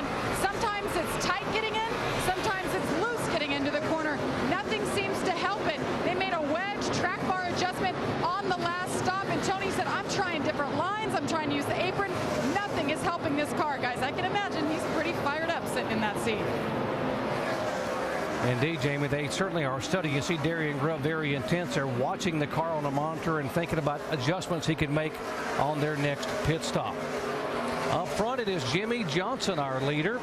Johnson now has led the most laps today. He's led 3 times for 80 laps. If you lead the most laps in a race, you get 5 more bonus points for a total of 10 on the day. And Jimmy Johnson would like to have those 10 extra points going to Homestead to make it a little bit easier to possibly make history. Johnson is the leader. Denny Hamlin second. Kurt Busch is now third. Mark Martin fourth. Clint Bowyer and Jeff Gordon, they are 5th and 6th, and they are the top 5 in the point stand. As you see, Tony Stewart back in 5th position. Johnson trying to hold on. We are just 5 laps shy of halfway home here at Phoenix International Raceway. Back in just a moment. Halfway home here in the NASCAR Sprint Cup Series. Checker O'Reilly Parts 500 at Phoenix. Race number 9 in the chase for the NASCAR Sprint Cup. Jimmy Johnson trying to make NASCAR history, becoming the first driver ever to win 4 consecutive titles. No one's done it in the 61-year history of the sport. Let's get you up to speed on the chase drivers. Dave Burns. And here are the guys who think they're going to be able to do it right now as Jimmy Johnson works through the lap traffic. That's David Gillilandy's going by right now. This is the car they trust. They've run it 4 times this year so far, including here at Phoenix earlier this year. It's never finished out of the top 10. Right now for the championship leader, a little snug at both ends of the track. The car won't turn the way he wants it to. Vince? Mark Martin currently second in the championship, but 4th in this particular race, although he's been pretty happy with the car. He said this most recent stint, it started off loose, but it's gotten better about halfway through this fuel run, and it's actually pretty good now. You know, they put in about a half a round of wedge in that last pit stop to try to get him a little better drive off the corner. It's tightened him up in the center, and he has not gotten that drive off the corner that he'd hoped, so they're going to take that wedge adjustment out at the next stop. Jamie? Well, Vince, what a difference 40 laps has made for this 24 car. Right after they took that air pressure out on the last stop, he said this is one of the best handling cars we have had at Phoenix. Now he's saying this car is so tight it won't turn. He said he keeps missing the corner. He needs his car to get better. And hey, so far so good today, Doc. He's had a couple of near misses and he still has all 4 wheels on it. Jeff Gordon, the 4-time champion, and we told you there's a chase scenario by which he could be the points leader. He needs to win the race and gain all those points, guys, and have the other things happen. And Jimmy Johnson finishing 27th or worse right now doesn't look very likely. Well, Jimmy Johnson leading the race, looks well in command today. What about Jimmy Johnson's chase scenario? Told you he's chasing history. What does he have to do to be able to make sure he becomes the first driver to win it 4 consecutive years? Well, he's doing what he needs to do, and that's finished 4th or better, doing that right now. He does that, he doesn't have to worry about what anybody does. Spanking these boys right now. Just he's heard him say his car's a little bit tight. He's continued to pull away. He's up 3.4 seconds now. I don't know what's going to happen if he gets it right. Now, neither Mark Martin or Jeff Gordon have led a lap today. Martin now being shown back in 4th position. There comes the 5 car of Mark Martin, who was second in points. Here's what he needs to do to leave here as the points leader. He's got a good car. I mean, today he's in a long run. He's one of the better cars. But if you know, when they start off on these short runs, Jimmy's able to get out there quite a bit, and even Kurt Busch just passed Martin a few laps back. Caution on the racetrack for the 3rd time today. There's debris down in turn 1.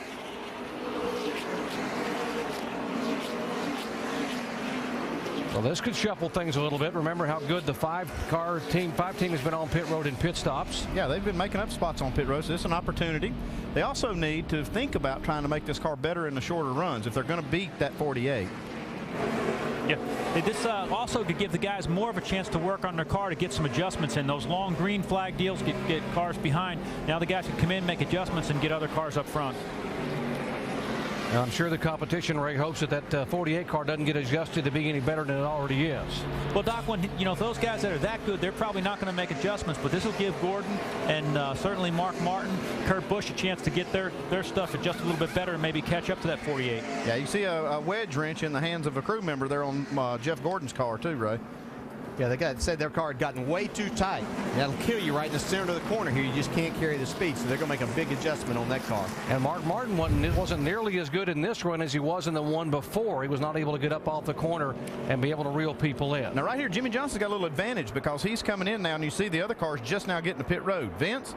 Remember, Mark Martin told us he liked this very first pit box because he's not going to be blocked in or on the exit. So he comes in cleanly. They're going to take out that half around a wedge that they put in the last stop. We told you about a moment ago. 4 tires for Mark Martin, Sunoco fuel, and a fresh drink for the driver. Dave? They will try to free up the entry for Jimmie Johnson. That'll be a wedge adjustment for him.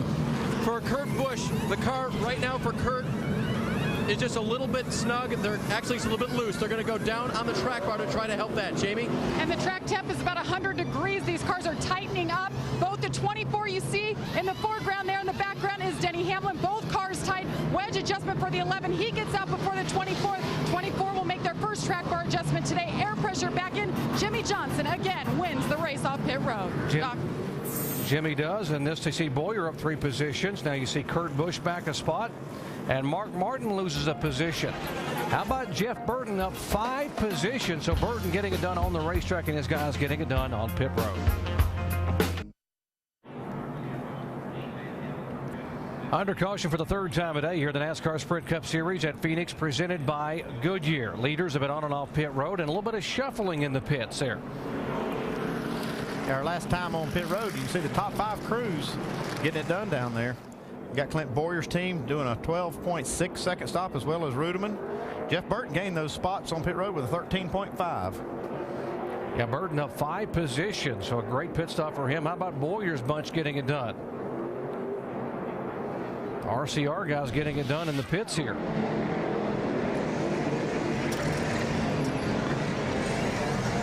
See a lot of teamwork right here. Tire carrier just executing perfectly. Well, till then. But he got the tire out of the way. Now he comes around to the left. All ready to go. Sticks the tire on there. Exactly how you do it right there. NASCAR rule says you have to be in contact with the tire. It wasn't pretty, but he was in contact with the tire. He got it done. It wasn't pretty. Now he will start on the inside. Leader gets the option of lane choice. Let's listen into Denny Hamlin's radio. To the 24, let's get in your box. Let's not get half in, half out. I mean, screwing us over. Yeah, absolutely. He intentionally stopped short right there. I mean, if he wants me to stop long and force him long to where he gets blocked in by the ones, we can play that game all day. He's talking about the 24 car, I believe, Andy, yeah, right? What Jeff Gordon's trying to do is get his car stopped just a little bit short so he can get out and doesn't get blocked in from the car in front of him. And what it does, it stacks up back to Denny Hamlin and now crowds him in his pit stall. Makes it very difficult for him to get out. Set for the restart again. Double foul restarts. You hold your breath. The drivers do, and so do the fans watching at home because of the chain reaction likelihood. And this time we all get through it. Good job, guys. Jimmie Johnson pulls down on the inside lane. Here comes that 2 car up high. Here comes Denny Hamlin now underneath Clint Bowyer. Mark Martin trying to make up some of the spots he lost on pit road. Martin down on the inside of the 31 car of Jeff Burton. Yeah, Kurt Busch looking like he wants this lead back. He hasn't been up there in a while. Jimmie Johnson's been kind of hogging that spot.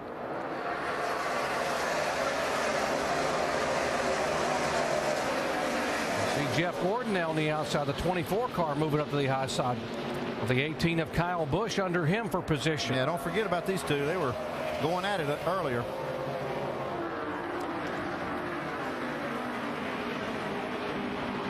Martin Truex, the pole sitter, right on the backside of the 18 of Kyle Busch. In comes Montoya. Oh, near contact again. Oh, trouble off of 4. Dale Earnhardt Jr. involved. Couple of cars. Tony Stewart is there. The 17 is there. Bobby Labonte in the 71.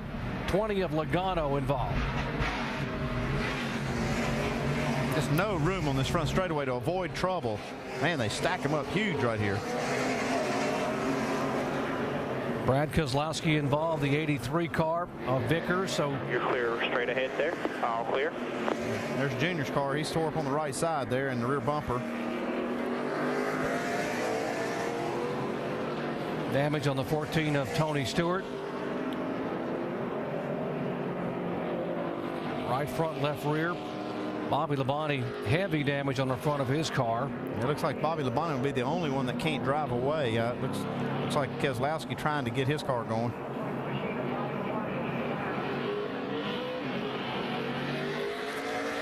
They had just announced yesterday Bobby Labonte would sign a one-year deal to drive that car all of 2010. There's Bobby, the 2000 Series champion, holding that left hand. All the heavy damage on the front of the Toyota of Brian Vickers. Yeah, he drove away, but he's got heavy damage. A fire into the right front, too. Fire into the right front, dragging stuff out the back.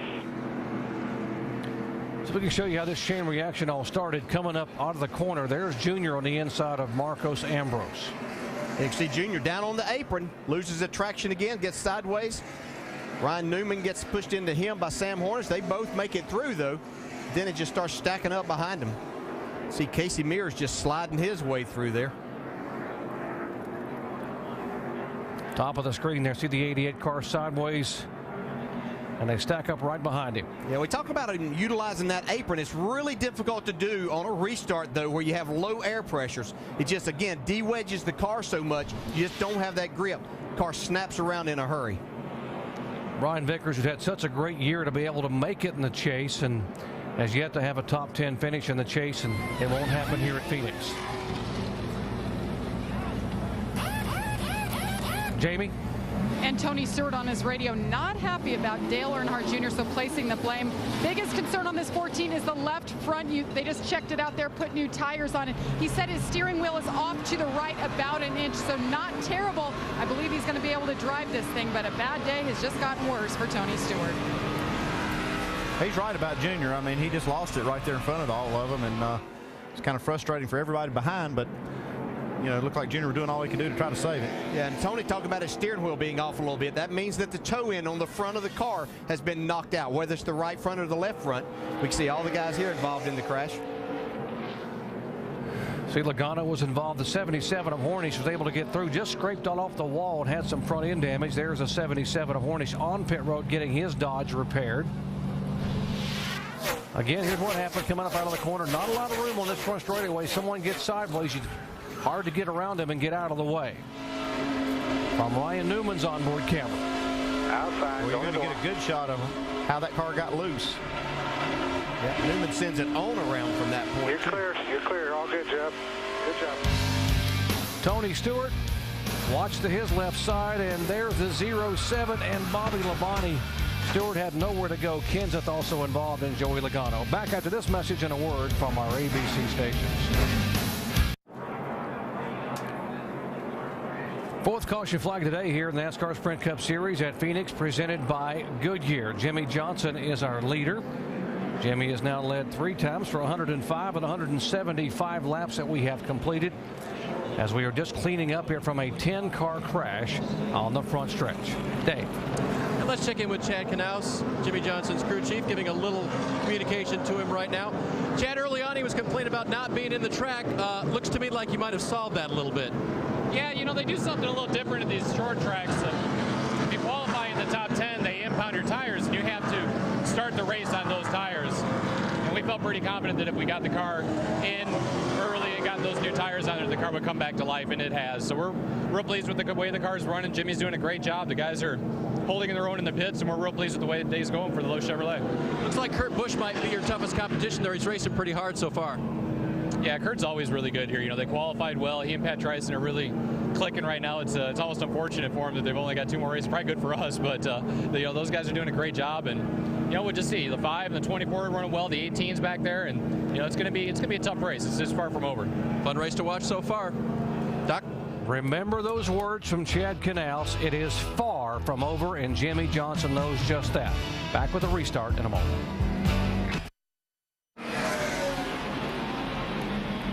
Here's the championship scenario right now at Phoenix. Jimmie Johnson is our leader. Mark Martin and Jeff Gordon are running in 5th and 7th place respectively. Neither one of those guys have led a lap today. Now, what about the point standings? Jimmie Johnson starting to pull away because he's in front of both of those guys, and the point margin now has opened up to 113 for Mark Martin back and Jeff Gordon 161 back. These guys have somehow got to reverse that over the next 135 laps. They've got to find a way to have Jimmie Johnson chasing them, or else his points lead is going to grow when this day is done. I promise you they're doing everything they can, but they do need to put some pressure on Jimmie Johnson. Can they do it? Mark Martin said he's going to drive with his heart here today. He's got 134 laps now to get it done. See Jimmie Johnson taking that outside lane once again as his choice. Yeah, but look here, Kurt Busch gets a good run off the bottom. Yeah, but he's going to get a big run off the top, Jimmie Johnson is. Johnson pulling him by 3 car lengths now. Kurt Busch has to deal with the 11 car right on his bumper, Denny Hamlin. Clint Boyer up high. That great pit stop gave him a good position to restart. He's trying to hang on the 3rd spot.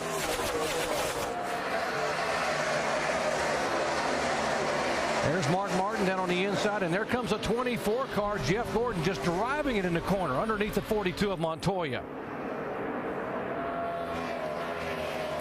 Montoya had the high lane and will take that spot away. Yeah, look at Mark here, looking at Jeff Burton. Burton shutting the door on him. Comes Kyle Busch on the high side.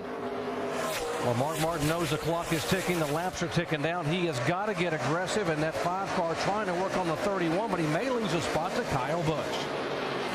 You can see Jeff Gordon still losing spots on these restarts, though. They just still don't have that DuPont Chevrolet right for him yet. The Truex out on the inside of the 24 car. And that would be for 9th position. Martin Truex trying to take that spot away. That's the look out of the windshield of the roof of the 24. You see Montoya. And just enough room for Gordon to slide by, or is there?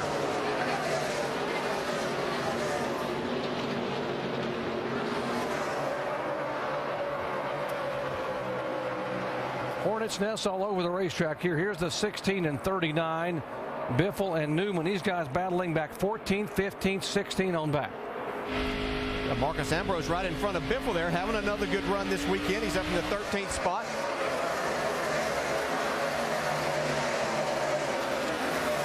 How about the 99 car? Carl Edwards, who got lapped, was able to get the Aaron's Lucky Dog free pass, got back on the lead lap. Now he's being shown in 17th position. They've certainly done some work on that car from the time that he got lapped. Made some adjustments these last few cautions. Have Carl running much better. Still not what he wants to be, but it's much better than he started this race. Mixing it up for 7th position, the 18 and the 42. Couple of really aggressive race car drivers. How about a couple of guys who were put out by that most recent incident? Shannon. Brian Vickers, Bobby Labonte, just discussing what they saw on the racetrack. What'd you see out there? Just not a lot of room, huh, Bobby? It was a jam up, you know, and just a tight part of the racetrack. And when you restart there on new tires and everything, it just it's slippery, you know. So just got caught up in a wreck, and just the way it was. I was really excited. Our car was really pretty good. We were top 20 all day, and a lot better than we were yesterday. So I was excited about that. We just hate that we couldn't finish it. And Bobby Labonte was holding his left hand, but he said he just has a blister on it. It's all right, just a blister. Brian Vickers also out of the Infield Care Center. Brian, how frustrating is it when there really is nowhere to go on that racetrack? Yeah, it's definitely frustrating. We really had nowhere to go. We had a good car. Track position was really, really important today. It was very, very difficult to pass out there. The tires, the track, everything was really slick. And I think that it was so hard to pass that no one was willing to give anything up. And on the restarts, it got pretty dicey. I don't know what happened exactly. I saw the 88 sideways. I tried to check up, but just absolutely had nowhere to go. I hate it for the Red Bull team, but we'll go to Miami. Yep, one race left for Brian Vickers in this 83 team, guys. But a tough chase for the Brian Vickers, although they did a great job to be able to get into the chase this year. 6 poles and a win here in 2009 for that team. Up front, it is Jimmie Johnson, our leader. Just 126 laps to go. It is Johnson, Kurt Busch, Clint Boyer, Denny Hamlin, and Jeff Burton. By the way, Mark Martin now being shown in 6th. ESPN's coverage of the NASCAR Sprint Cup Series on ABC. Brought to you by Goodyear. Innovative technology to help you get there. Chevy and our award-winning cars, trucks, and crossovers. And Cross-Brewed Coors Light, the world's most refreshing beer. Phoenix International Raceway, race number 9 in the chase for 2009, and Jimmie Johnson, who is chasing history right now, has everyone chasing him. He has led 3 times for 122 laps. We have 192 laps complete, just 120 to go here. Johnson, our leader. Kurt Busch in second spot. Boyer, Hamlin, and Burton the top 5. The nearest points pursuers, Mark Martin is 6th. And Jeff Gordon being shown in 9th position. Now, we heard about him taping up race cars. Dave, they've been taping up some crew guys? Yeah, that's true, Doc. And as we get ready for the final stop of the day, and crews are talking about making only one more stop for fuel on the day's action, Kenneth Purcell, who is the jackman for Jimmie Johnson, has a left ankle that's kind of bugging him. He told me it's an ankle that's given him some trouble before, and it just felt a little weak today. So during that last caution period after they finished the stop, he came back behind the wall, had the trainer tape him up a little more solid so that he can make that final pit stop of the day for the would-be champion, if he can get there, Jimmie Johnson. Got to play hurt, Dave. Thank you. Put me back in, Coach. I'm ready to go.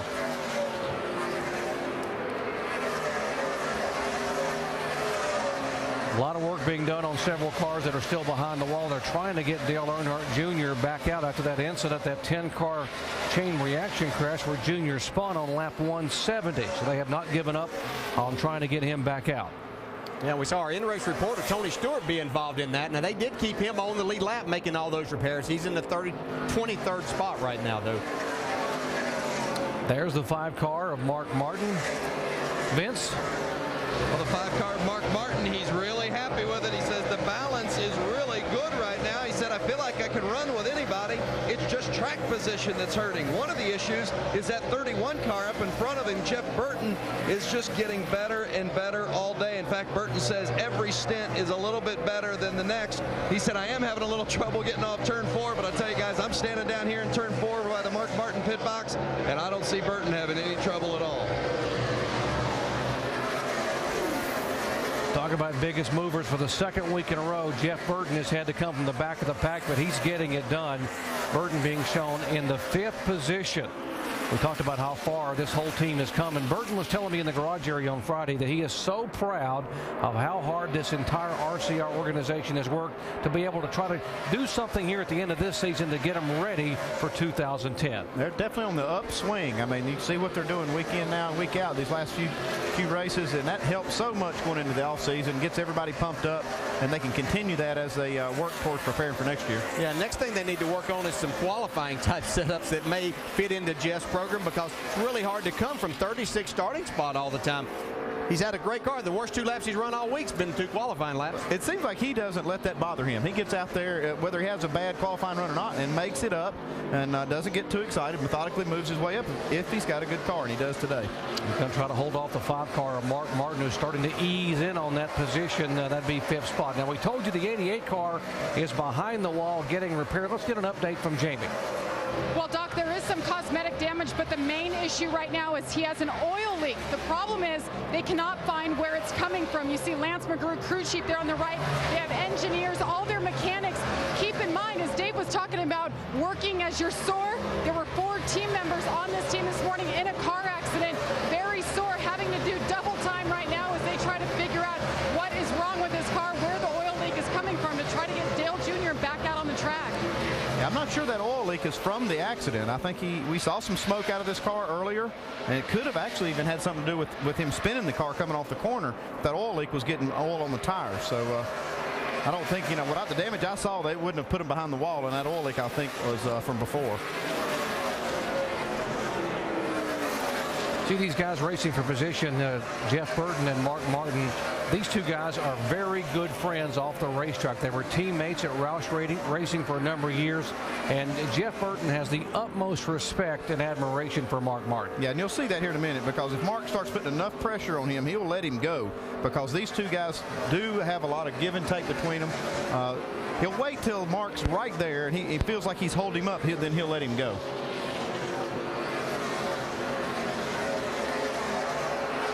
Yeah, Jeff Burton will tell you that a lot that he knows about racing, winning races, and racing the proper way was learned from being a teammate at Roush with Mark Martin. So, again, he won't hold him up. He's not just going to pull over and let him go till he gets there.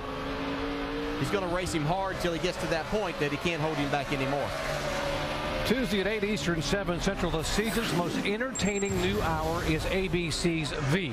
The visitors have arrived and they're ready to make Earth their new home. Don't miss a second of the series that's being called riveting, action-packed, and instantly addictive. ABC's V, all new Tuesday, 8 Eastern, 7 Central, right here on ABC. That's a great show, by the way. I love that. That is one of the best shows of the season. Mark Martin hoping he can put on the show here the final laps, 109 laps at Phoenix. Needs to get up there and challenge Jimmie Johnson. Needs to lead a lap to get those 5 bonus points. You see Mark Martin now putting more pressure on Burton. And Burton's probably a little reluctant to let Mark go because he's been seeing the 11 car of Denny Hamlin coming back towards him too. He's been catching him. He would like to get up there and pass Hamlin before he lets Mark go. Yeah, and where Mark is faster than Jeff, Jeff's probably not looking in the mirror at that point because it's kind of right in the center of the corner. Then Jeff gets a nice run off the corner, and he looks like that he's staying ahead of Mark by a comfortable margin. We just joined our coverage. Jimmie Johnson has now led 3 times for 134 laps. The guys chasing him in the points when the day began, Mark Martin and Jeff Gordon, neither one have led a lap. And right now the margin for points, 118 is Mark Martin behind Jimmie. Championship fight in Top Fuel went back and forth throughout qualifying. That man, Tony Schumacher, has the points lead by 2 points over that man, Larry Dixon. They may go all the way to the final round before we know the championship. It's coming up tonight at 7. Tony Schumacher has won 5 championships in a row, and before he won those 5 in a row, you know who won the 2 previous to that? Larry Dixon. How about a great final there in Pomona for NHRA? There's the 2 car of Kurt Busch being shown in 2nd spot. Clint Boyer back in 3rd position. Jimmie Johnson, our leader here, 102 laps to go. Now, we showed that puff of smoke coming out of the 48 car a few times, and we still see it when he backs off in the corner with the 48, a little bit of flame coming out of the car. And I was told the last DNF engine-wise for the 48 car was May of 2008. The only engine failure the 48 car has had in the last 154 races. Well, Hendrick Motorsports has such a great engine program. Can't say they're totally bulletproof, but the issues they have are few and far between.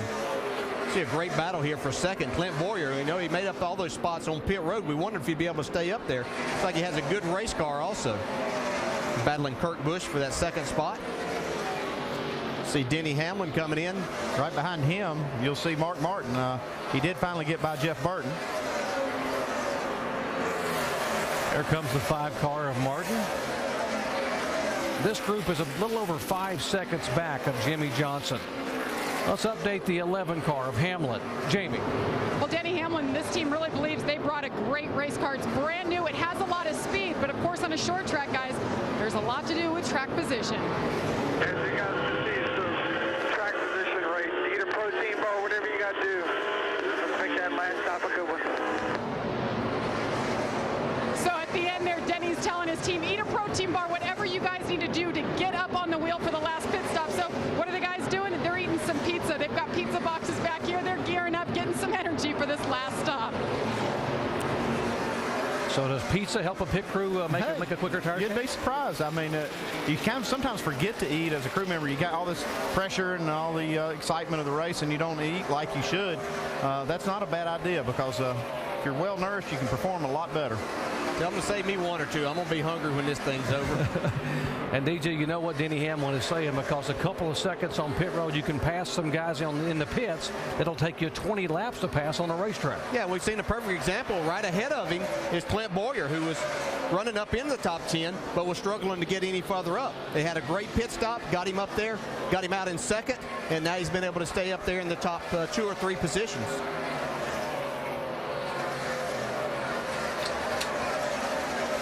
Right now there are 23 cars on the lead lap. Tony Stewart, the last car on the lead lap. Now the first guys a lap down are Harvick and Logano, the 29 and the 20. And these guys are battling because they want to be the first guy a lap down to be able to get that free pass. Well, we've seen these two have different issues. We saw Logano get caught up in one of the accidents. Doesn't look like he has a lot of damage. Kevin Harvick started this race off. Now, I don't know if they were loose, tight, or what, but it sure wasn't to Kevin's liking. They went a lap down early, actually pitted very early on that first green flag run. But it seems that they have kind of righted the ship and have him running much better now as they battle for that lucky dog spot. Let's update to 29. Jamie. Well, Kevin Harvick has just had a tough day, sliding the right rear all day, chattering the front. They've been adjusting on this, putting spring rubbers in, taking spring rubbers out. Nothing seems to help. He says this car is just junk right now. Battle for third, heating up a little bit. Denny Hamlin moving on the inside of Boyer. And there comes the 5 car of Martin right behind Hamlin, hoping Hamlin can kick the door open and he can also make the pass. Yeah, it makes it much easier if you can sneak in there whenever a guy's making that pass. There again, this long run, Mark Martin's car really comes in nice, but it just doesn't start off these runs very fast, so he has to make up spots. Shannon? Well, Clint Boyer qualified 13th for this race, but I spoke with his crew chief, Shane Wilson, this morning, and he said that the car was a struggle all weekend. They were not able to find any comfort for Clint Boyer and completely punted with their setup this morning. It looks like they punted and it has worked because this car has been fast all day. It's been loose, but you know what they say, loose is fast. Yeah, it looks like maybe they downed that punt inside the 5-yard line or something because he's got him running in the top 5. Pretty good. He's going to lose a spot here to Mark Martin, but you see his car looks like he's losing a little bit of grip. And how about the 14 car of Tony Stewart? He will go a lap down there to the leader, Jimmy Johnson. Yeah, that's kind of bad news for Harvick because he was sitting in that spot. Now Tony Stewart is in that lucky dog position. We have had 4 cautions for a total of 23 laps, 7 lead changes among 3 different drivers. Jimmy Johnson has led 150 laps. Back after this message and a word from our ABC stations. The NASCAR Sprint Cup Series from Phoenix are covered, presented by Goodyear. The second to last race of the season. You are watching the man in charge. Jimmy Johnson has led 155 of the 225 laps run in this race. And since they went back to green 66 laps ago, he went from having Kurt Busch right in his bumper to being now some 4.8 seconds ahead of second place over those 65 laps of green. From the pit studio with Rusty, Brad, and Ray, wow. Yeah, no doubt about that. But one thing I'm really impressed about with the 48 car, they've been staying up with the racetrack, making small changes. Every pit stop working on this car to keep it up front because this track will change, guys, as the sun starts setting, it starts cooling off a little bit. And Ray, you know well, as I do as a crew chief, this track is hard to keep up with. Oh, it is. It changes. You know, it starts loose, goes tight. You got shadows coming and going. We said before that when the cautions came out, it was going to give the other guys a chance to work on their car. Bad news for them. It gave Chad Knaus and the 48 crew more of a chance to work on that 48 also. Jimmy Johnson has clinched the bonus points for leading the most laps in this race. And Dave Burns, he's talking back and forth with his crew about how to make this thing even better yet, huh? He is, Alan, and you called this guy the man in charge this morning. Chad Knaus told me if we could control this race, that would be the way to go, and they are certainly doing that at this point. Rusty, you said they worked a lot on this car. They're still working on it, or they still need to, that is, as far as the driver's concerned. Listen. Free off. Seems to be getting better. Seeing a little bit more of a space center. Free now, where it was neutral. Forward fight is getting better, you said? Yeah, I just don't think I'm getting through the center as well. So it has more available grip for exit. So the center of the corner is where they want to work. Jimmy did add one final comment to that radio transmission, but it's obviously good. Yes, I think anybody can figure that out watching this race today. Boy, he's got a good car. Yeah, they've just done everything really well, including their pit stops. They've been on time. They've been on top of the racetrack today. Race car is getting better, which is kind of scary for everyone they're racing against. But just been flawless today in their performance. Remember, it was just 7 days ago. Jimmy Johnson was involved in a wreck on just the 3rd lap of the race in Texas. They spent an hour and 8 minutes in the garage rebuilding that car. We talked with Jimmy on NASCAR Countdown, how much that's weighed on him this week, how it affected his approach to the race. He told us today he thought maybe he'd been being a little too conservative the last couple of weeks, and maybe that's what got him in trouble. He said today, we're just going to go for it. drive as hard as I can every lap, try and win the race, lead the most laps. Well, he is going to lead the most laps today. Will he win the race? We're 82 circuits away from finding out. We're about 10 laps away, 10 to 15 from another set of pit stops. It could be crucial pit stops in deciding the outcome of this. We're coming back to Phoenix to see how those turn out.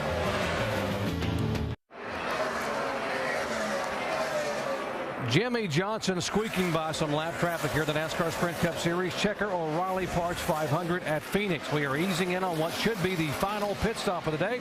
Coming up in about 10 laps or so. Johnson, our leader.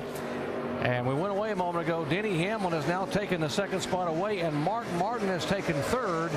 And these guys moving in. Martin moving in on Hamlin. Time to make his move, guys. He's got to go. He needs to go now because this race is getting down to the end, and he needs to put some pressure on that 48. Yeah, I don't know how much he's going to have for him, but I think the best scenario for Mark is this thing go green the rest of the time. His car is better in that, seems to be in that, than on these restarts. He seems to lose some spots there, and then it just takes him a long time to make them back up. See him going by Dale Jr. there, who has come back out onto the racetrack after making some repairs. Actually, he's headed back to pit road once again.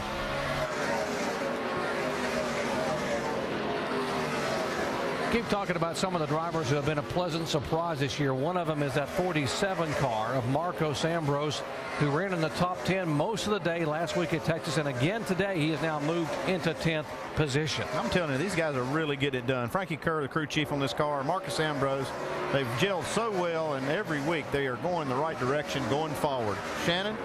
Yeah, coming off that heartbreaker last weekend where he ran out of fuel, finished 15th. It was so close for Marcos Ambrose right now, fighting tight center for that 47 car. They finished 14th here in the spring, and they did bring a different setup here this weekend, one with a little bit more grip, and what a great run. Top 10 for the 47 today.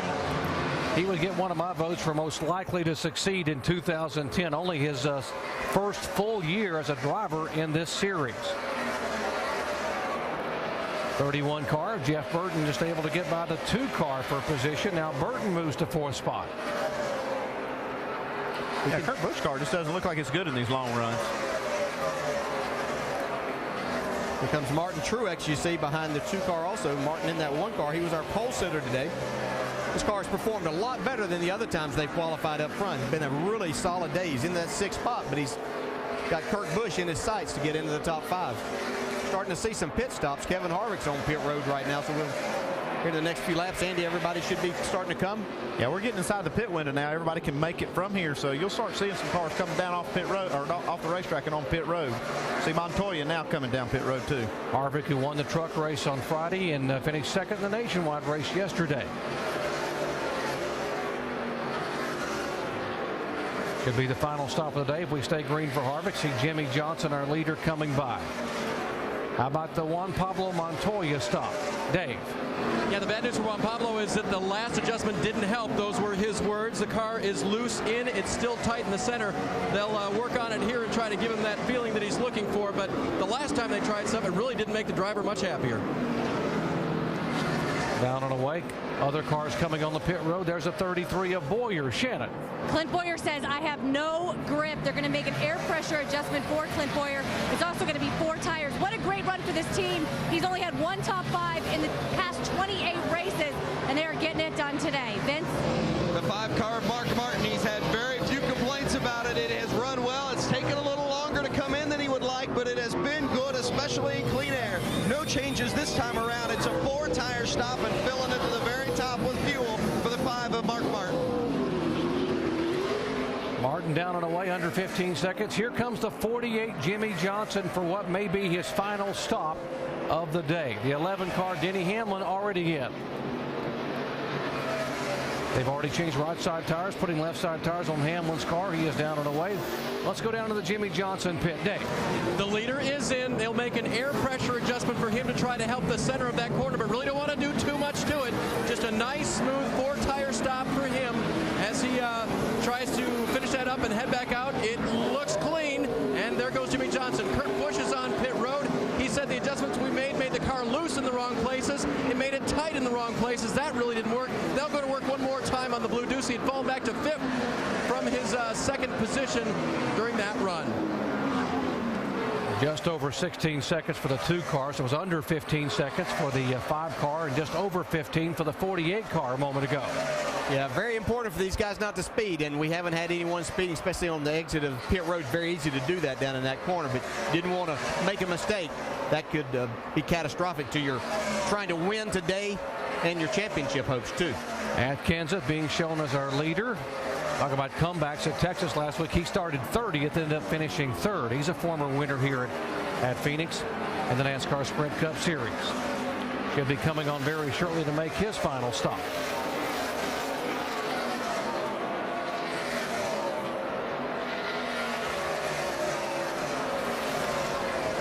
Kansas the leader. Casey Mears running in 2nd spot in the 07 car.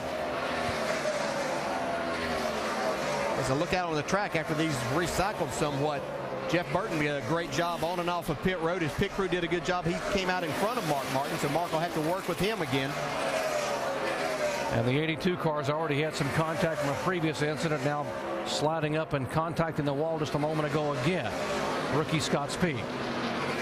Yeah, he's racing to try to get this car back in the top 35 in points. And there's still about 100 points out of that spot. Yeah, the car he's racing, 34, John Andretti, had been involved in one of those chain reaction crashes. Had been in and out of the garage area a couple times. Now Andretti is back on the racetrack in 34th position, but running some 41 laps down. Boy, 4-wheel slide there for Kenseth, who hangs on. Obviously, he's off sequence in terms of pit stops. He last pitted on lap 172. Yeah, he's not had a really good car today, and he thought maybe this might be a way to try to steal some track position if they could stay out and catch a caution, but they're going to make that pit stop now, we're hearing.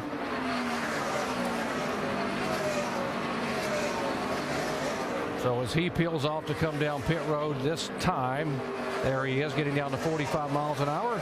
That'll give the lead back to Jimmie Johnson.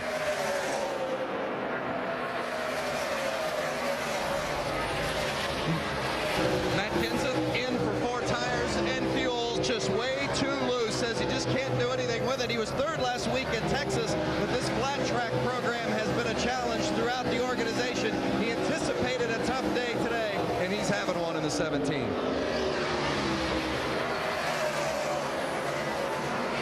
See him coming out, but after we cycled through these, look, Denny Hamlin was over 5 seconds back when these pit stops started. He's got Jimmie Johnson in his sights right now. He asked for a good pit stop on that last, because they tried to give him his last one. They did a great job, apparently, and Denny did a great job as the driver getting on and off pit road. Yeah, they gained a couple of seconds on pit road during the pit stop and driving in and out of the pits, but he's also made up some time outside of those lines that we clocked the cars. So the pizza works in Hub. Gets them all fired up. So they get them some more. Top 3 cars in the point standings. See Mark Martin back in 4th, Gordon back in 11th, and the points differential there, 108 points back is Martin and Gordon, but Jimmie Johnson getting closer and closer to going to Homestead and making NASCAR history. You're watching ESPN on ABC.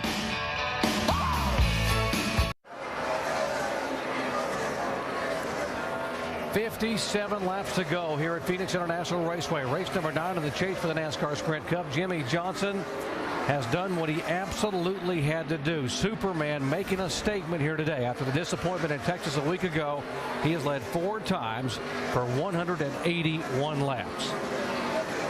Now on that previous pit stop, you see where Denny Hamlin is, the 11 car. He has gained a lot of ground on the racetrack. Yeah, he pleaded with his pit crew, man, we need a good stop. If we have track position, he felt like he had a good enough car to get up there and contend for this win, and his pit crew really came through that last time. He might have been wrong on the part that he's got a good enough car to contend with that 48 on the track, but he had to be able to see that. Before, he was over 5 seconds back and didn't have any idea if he could compete with Jimmie Johnson. This 48 car is just ultra fast today. Jimmie Johnson, our leader. Hamlin in 2nd spot. Jeff Burton now being shown in 3rd position. Great run. We said it time and again, but what an effort for Jeff Burton. 3rd consecutive race in a row where this car is running the top 5 and maybe even had a top 10 finish. Martin is 4th. Boyer 5th. Truex 6th. Kurt Busch, Montoya, Ambrose, and now Jeff Gordon being shown in 10th position.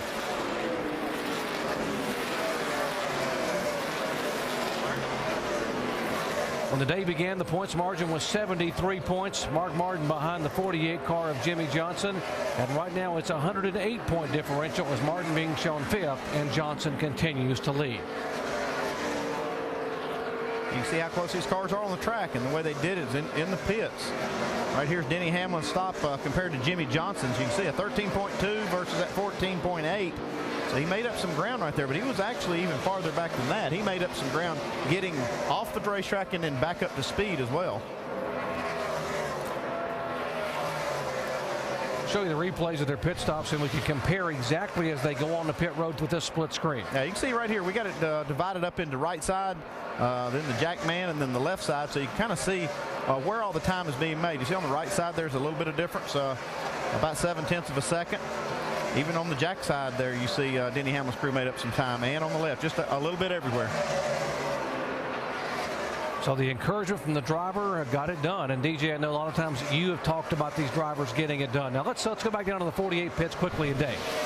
Well, and also the crew members, Doc, and that's for sure on these pit stops. Remember, crewman Kenneth Purcell, the jackman for Jimmy Johnson, was working with a sore ankle. He nailed that pit stop, much to the satisfaction of crew chief Chad Knaus. Chad always jumps off the pit box and comes down and checks out the tires after each pit stop. He looked the tires over, then he went straight over to Kenneth, gave him a big high five. He knew he'd done well. Jamie? And Mike Ford, the crew chief for Denny Hamlin, told me this morning they had one bad pit stop last week, and they feel like that cost them the race. So that was big emphasis on this race. Denny Hamlin asked his team to step it up for this last stop, and boys, they did. They were that quick, and they still made a track bar adjustment on that stop. What a great job by Mike Ford and the crew. Denny Hamlin certainly has been the hard luck driver of the chase. He's had 3 DNFs in the last 5 races at California, Charlotte, and Talladega. And he finished first and second at Martinsville and Texas. There's the 77 car. Remember the contact last week in turn 2. Hornish and Johnson, and this time Johnson able to make the pass cleanly.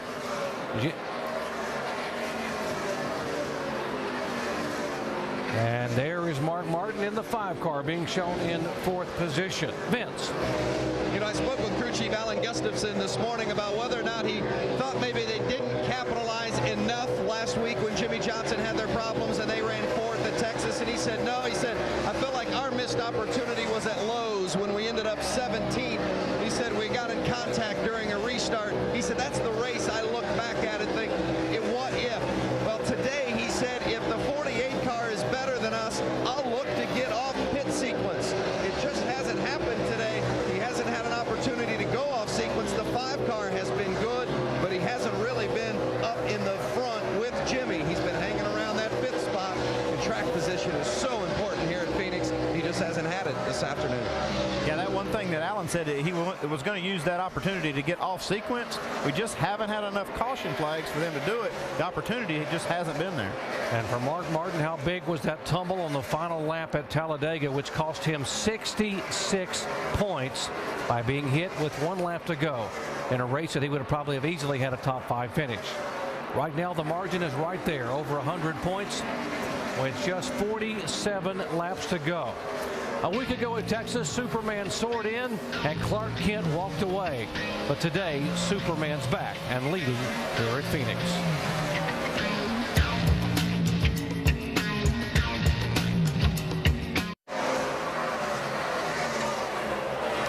About to hit 42 laps to go for Jimmy Johnson. The NASCAR Sprint Cup Series race with Phoenix coverage presented by Goodyear. Johnson has pulled away to an 0.8 of a second lead over Denny Hamlin.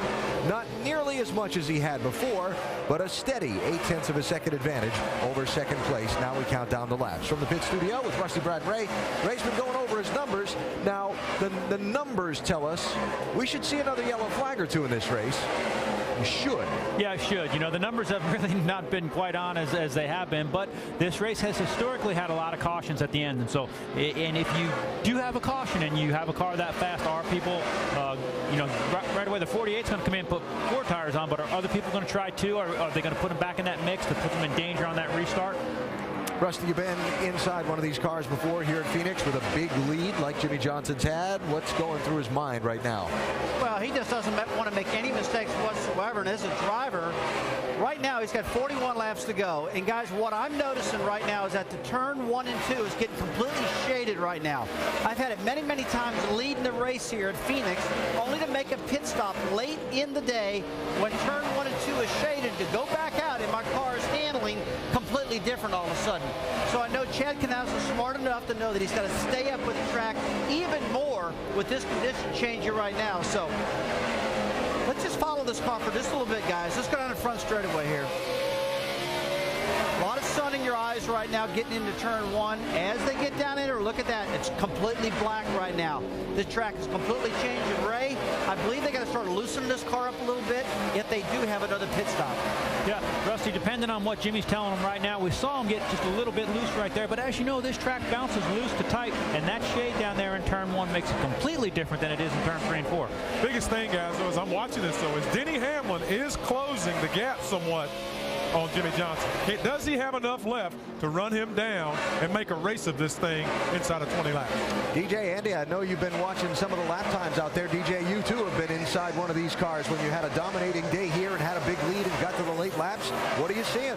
Well, the biggest thing I'm saying, it gets more difficult, as Rusty pointed out, going down that front straightaway to see cars that are in front of you because you get completely blinded by the sun. The other thing is, yeah, Rusty said you don't want to make any mistakes. You're hoping that nobody else makes a mistake. You don't want to be put in that situation of do we pit, do we get 4, do we get 2? And I'll tell you, Brad and Rusty, both of you are all over this. This racetrack is changing. You know, this sun going down it could be going away from Jimmy Johnson and maybe playing into Denny Hamlin's hands because, Brad, you're right. He's not getting away. Jimmy Johnson's not getting away from Denny Hamlin. And what's my favorite thing to say, Andy? It ain't over. 37 to go.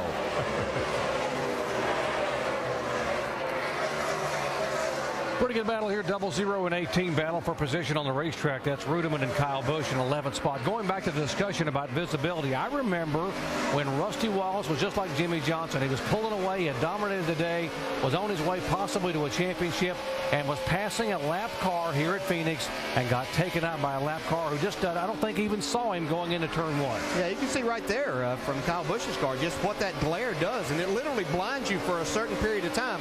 You just hope that nobody has a problem right in front of you. Yeah, you see the difference in the track temperature in the sun and in the shade, and that makes a big difference in the way the car handles. Now, Jimmy had complained about his car being a little bit tight earlier. If that's the case, if they haven't freed him up any, then he might be getting a little bit too tight once again down in turns 1 and 2. See Jimmy Johnson in traffic on the outside of Logano. Thinks better of it for right there, knowing Logano's car's been slipping and sliding a little bit. Gives him a little room. And you can see that 11 car just stalking Jimmy Johnson.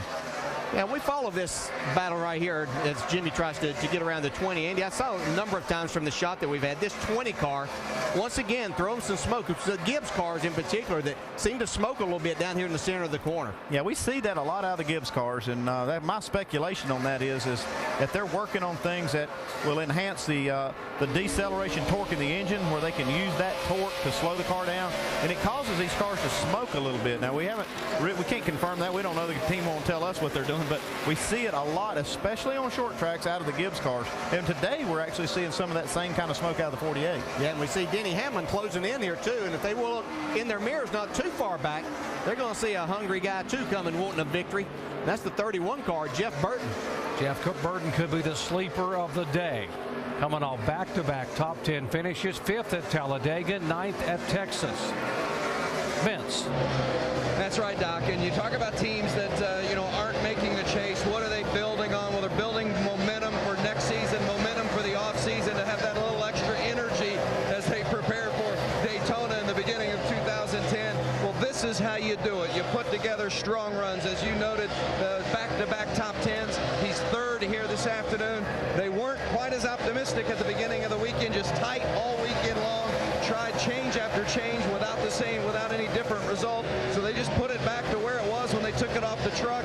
They've massaged on it here today, and Jeff Burton has driven the car. He says it's just gotten better as the day's gone on, and it's good to see a strong run from the 31 team and Burton and his crew chief Todd Barrier today. And like I said, this track is changing. The conditions are changing, and it could be playing into Burton's hands. Who knows? Well, I don't want to dispel any of what y'all are saying because I agree 100%. Anything can happen. We have too many laps to go here. I think Jimmie Johnson's just being extremely careful around traffic after what happened last weekend. Trying to get inside the 39 car and put Newman a lap down. It would put just 16 cars now on the lead lap if he can go by Ryan Newman. And he will go inside. We're talking about caution flags here. There has been a caution inside of the final 10 laps the last 2 races here in a row. So, folks, stand by. Dave. Hey, guys, he is being very careful in traffic. You were wondering about the handling characteristics of his race car. Just a little bit tight, hard to turn. Chad Knaus did encourage his driver to turn on the fans in the front. They turned them off earlier in the day. Now they turn them on to cool down those tires. And as you look at that battle, that was one of the things that Jimmie Johnson was so glad to see the 20 car finally getting by him because obviously he's the teammate of the 11 and he was holding up the 48. Jeff Burton's now going to take that second spot and see if he can catch Jimmie Johnson. Oh, whoa, you don't think Burton's driving that car hard? He knows he's in second, and he can see the leader not far in front of him. Jeff Burton has not won a race since Charlotte in October of 2008, 39 races ago. It has not had a run this competitively the entire season. Yeah, and he's hoping Jimmie Johnson's going to be real careful around lap cars and because he's not going to be. He's going to run hard. And it only going to take a little bit of Jimmie catching some traffic at the wrong places, and Jeff Burton will be on his bumper.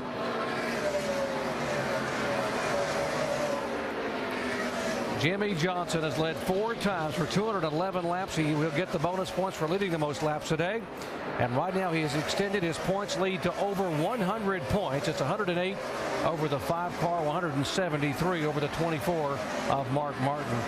You can see the 14 right behind Jimmie there. You just put him 2 laps down for the day. Tony's car wasn't very good, but he had a lot of damage in that wreck earlier. Martin, by the way, in 5th, showing in 4th position, the 24 of Jeff Gordon in 10th spot. I'm going to tell you, Jeff Burton's pushing hard. He got loose getting in the corner right there, but he's really pushing his car hard.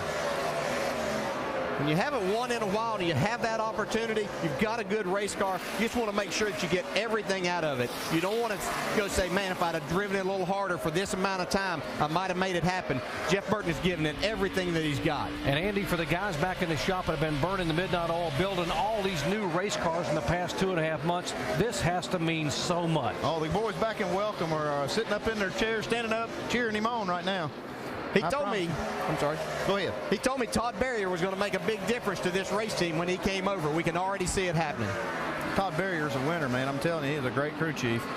Richard Childers had said this week that back last December they went in the wrong direction. They built like 30 race cars, and they've had to go back starting this year at the Brickyard to start cutting the front ends off and changing some race cars over and building new cars. It has taken them almost a year to make up for the mistakes they made last fall, but they're starting to come around. I'll say they are. Yeah, we talk about a lot of these other guys sliding cars around all the time. We say, you watch Jeff Burton slide this baby around here today. Doing a great job. There's Johnson, the leader. The margin is 1.6 seconds over Jeff Burton with just 23 laps to go. Burton was just a little bit faster that lap, a little over about 6/100ths of a second. Yeah, I think the last few laps, Burton's almost been pushing too hard and lost a little ground. If he just get back in his rhythm, that's what his crew chief and spotter were probably saying that. Just get back in your rhythm that you had, you'll run him down. Okay, you only want me to run down the 3-time champ. Yeah, and you only got 23 laps to do it.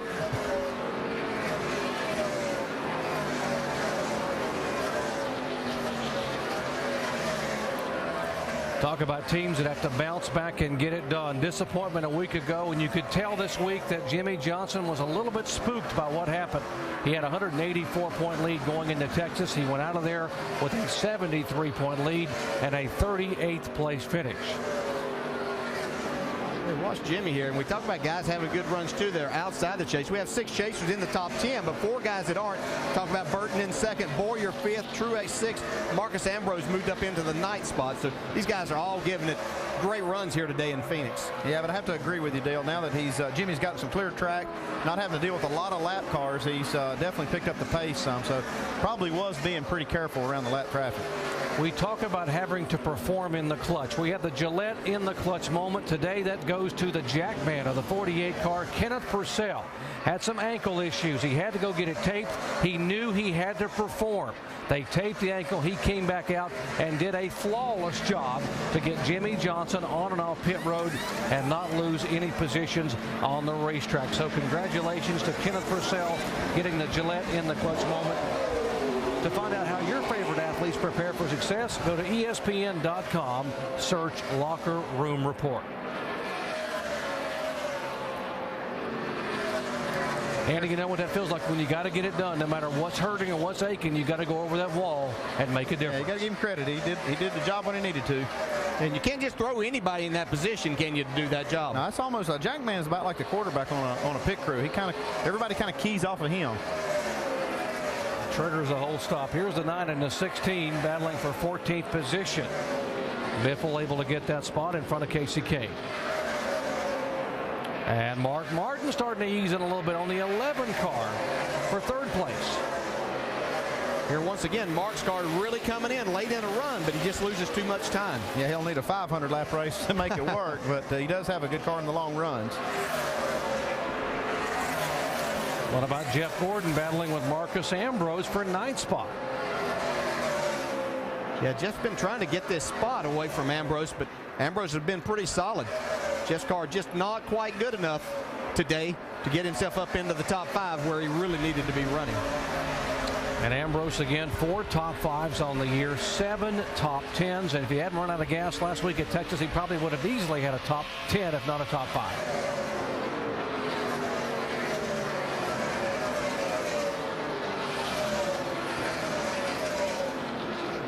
Inside of 20 laps to go here at Phoenix International Raceway. It is race number 9 in the chase. One more race to go in 2009. Jimmie Johnson hoping to be able to extend that points lead because Jimmie has never been very good at Homestead. He's never won the race there. In fact, last year going to Homestead, Jimmie Johnson lost 72 points. Here's a battle. The 1 car of Truex going by the 33 car, and that's for 5th position. Yeah, very solid day for Martin Truex in this race team. Started from the pole. Really haven't probably fallen back outside the top 10 at any point in time during the day. And if he could hold on, DJ, this would be the first top 5 finish for Martin Truex since Watkins Glen in August a year ago.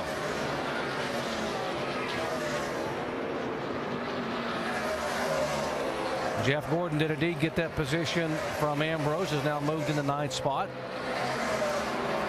Another car there, Kurt Busch, who's been up in the top 2 or 3 a lot of the day. Their last green flag stop, they had some issues there too. He lost some spots, just really hasn't been able to make it up. Track position, very important. See him battling his car also right there coming out of 4. Dave? And they tried the old trifecta of adjustments on that last stop. Track bar, wedge, air pressure. But Kurt's been reporting that he just has no grip in the car and no turn at the apex of the corner. So a day that started out so well for them, really feeling like they could contend with the 48 all day, has gone in the wrong direction. Got to be frustrating when you were that good early on in the race and able to pull away and lead so many laps as he did, led 69 laps. Yeah, what makes it so frustrating is you make those changes and you just, you think you're making the right call, and then it goes the other way, and you have these long green flag runs and you have no chance to kind of fix it back.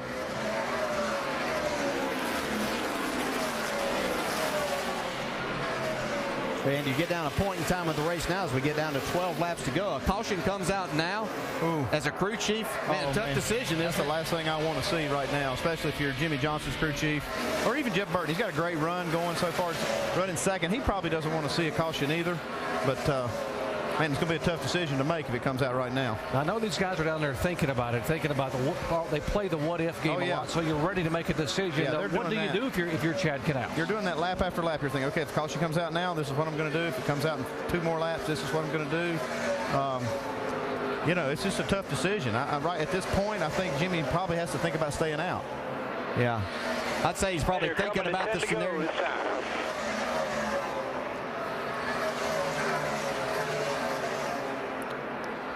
See the 5 car, Mark Martin trying to get by the 11. That would be 5 points, and every point is critical, and I guess these 5 could make a big difference. We've shown you in countdown to begin today how close some of the championships have actually been in the final race. Yeah, I know Mark Martin's not going to give up on this spot until he can't go anymore, until that checker flag falls. He's going to give it all he's got.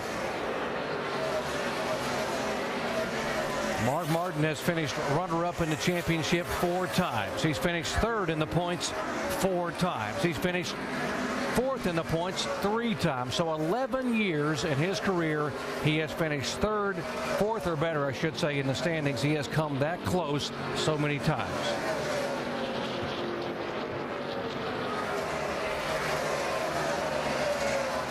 Coming into the day, Jimmie Johnson had to finish 4th or better here and at Homestead to guarantee himself a championship, and also, by the way, his own page in the NASCAR history book. Yeah, but if he can keep doing what he's doing right now, that number is going to change for next week. It'll be won't be quite as high as 4th that he has to finish.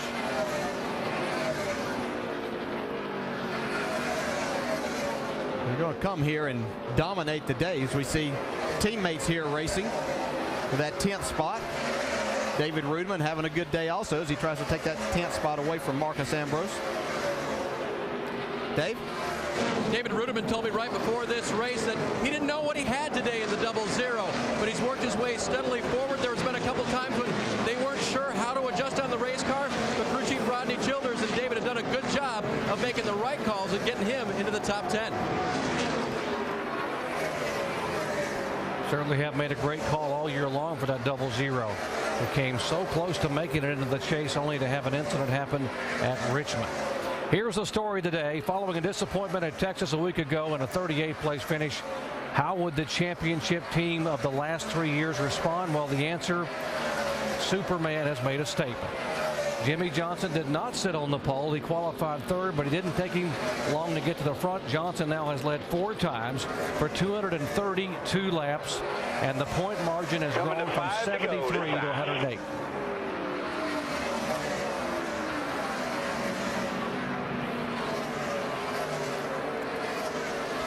Talk about some of the great drivers and great talents in NASCAR history. You think about the names of Richard Petty and Cale Yarborough and David Pearson, Dale Earnhardt Sr.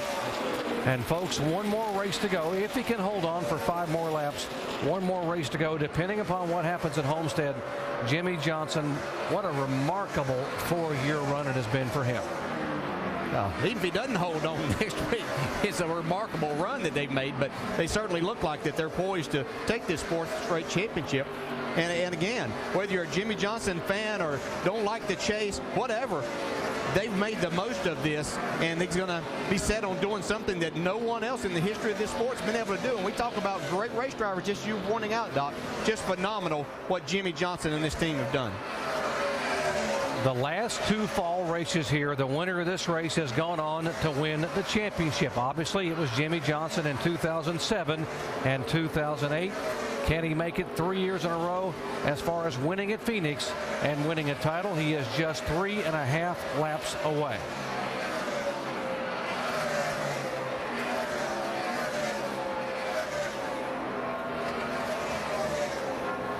Jimmy's been able to stretch his lead back out over Jeff Burton to about 1.3 seconds. Jeff still running strong, but just not enough to catch him. Well, you got to give that guy right there a lot of credit for this, too. Rallied his team after last week and having so many problems. They came here, and they've been the car to beat all day long. Guy's all business all the time, isn't he, Andy? He is, man. He is taking care of details, and nothing goes undone. Goes back at night, watches the practice shows, watches the qualifying. Anything that's on television, he watches here, watches every single lap on the racetrack, not just for his car, but for any other car, to see if he can get an idea of something to do to this 48 to make it better. Man, as a driver, oh, that's a dream come true. You have somebody that dedicated, and all of you crew chiefs, Andy, when you won championships, that's the way that you were, too. Got to focus, bud. Eyes forward. Doing great. Here in the Valley of the Sun, Phoenix International Raceway. They call this track the Jewel of the Desert. We told you this weekend was about a duel in the desert. Could Jimmie Johnson bounce back from disappointment in Texas? And Johnson, what a performance. The 3-time and defending NASCAR Sprint Cup champion gets it done and wins the 3rd year in a row here at Phoenix. Yes, Jeff Burton gets that second place finish. Mark Martin will finish in 4th position. See 7th spot for Boyer for another RCR. Good finish. Save me some of that champagne, boys.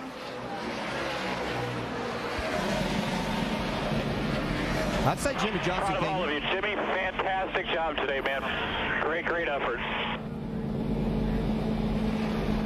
Absolutely, boys. Thank you. Exactly what we needed. Steve adjusted that brake by so we can do some burnouts there, but you saw Rick Hendrick talking a moment ago, and you talk about a car owner that absolutely lives and breathes this sport. There is Rick Hendrick, and he is Great job, Jimmy. Chad, great job. He could pick up his 9th Sprint Cup championship next week at Homestead if Jimmy can pull it off. I'd say Jimmy and him came here to points race, didn't they? Get all they they got them all.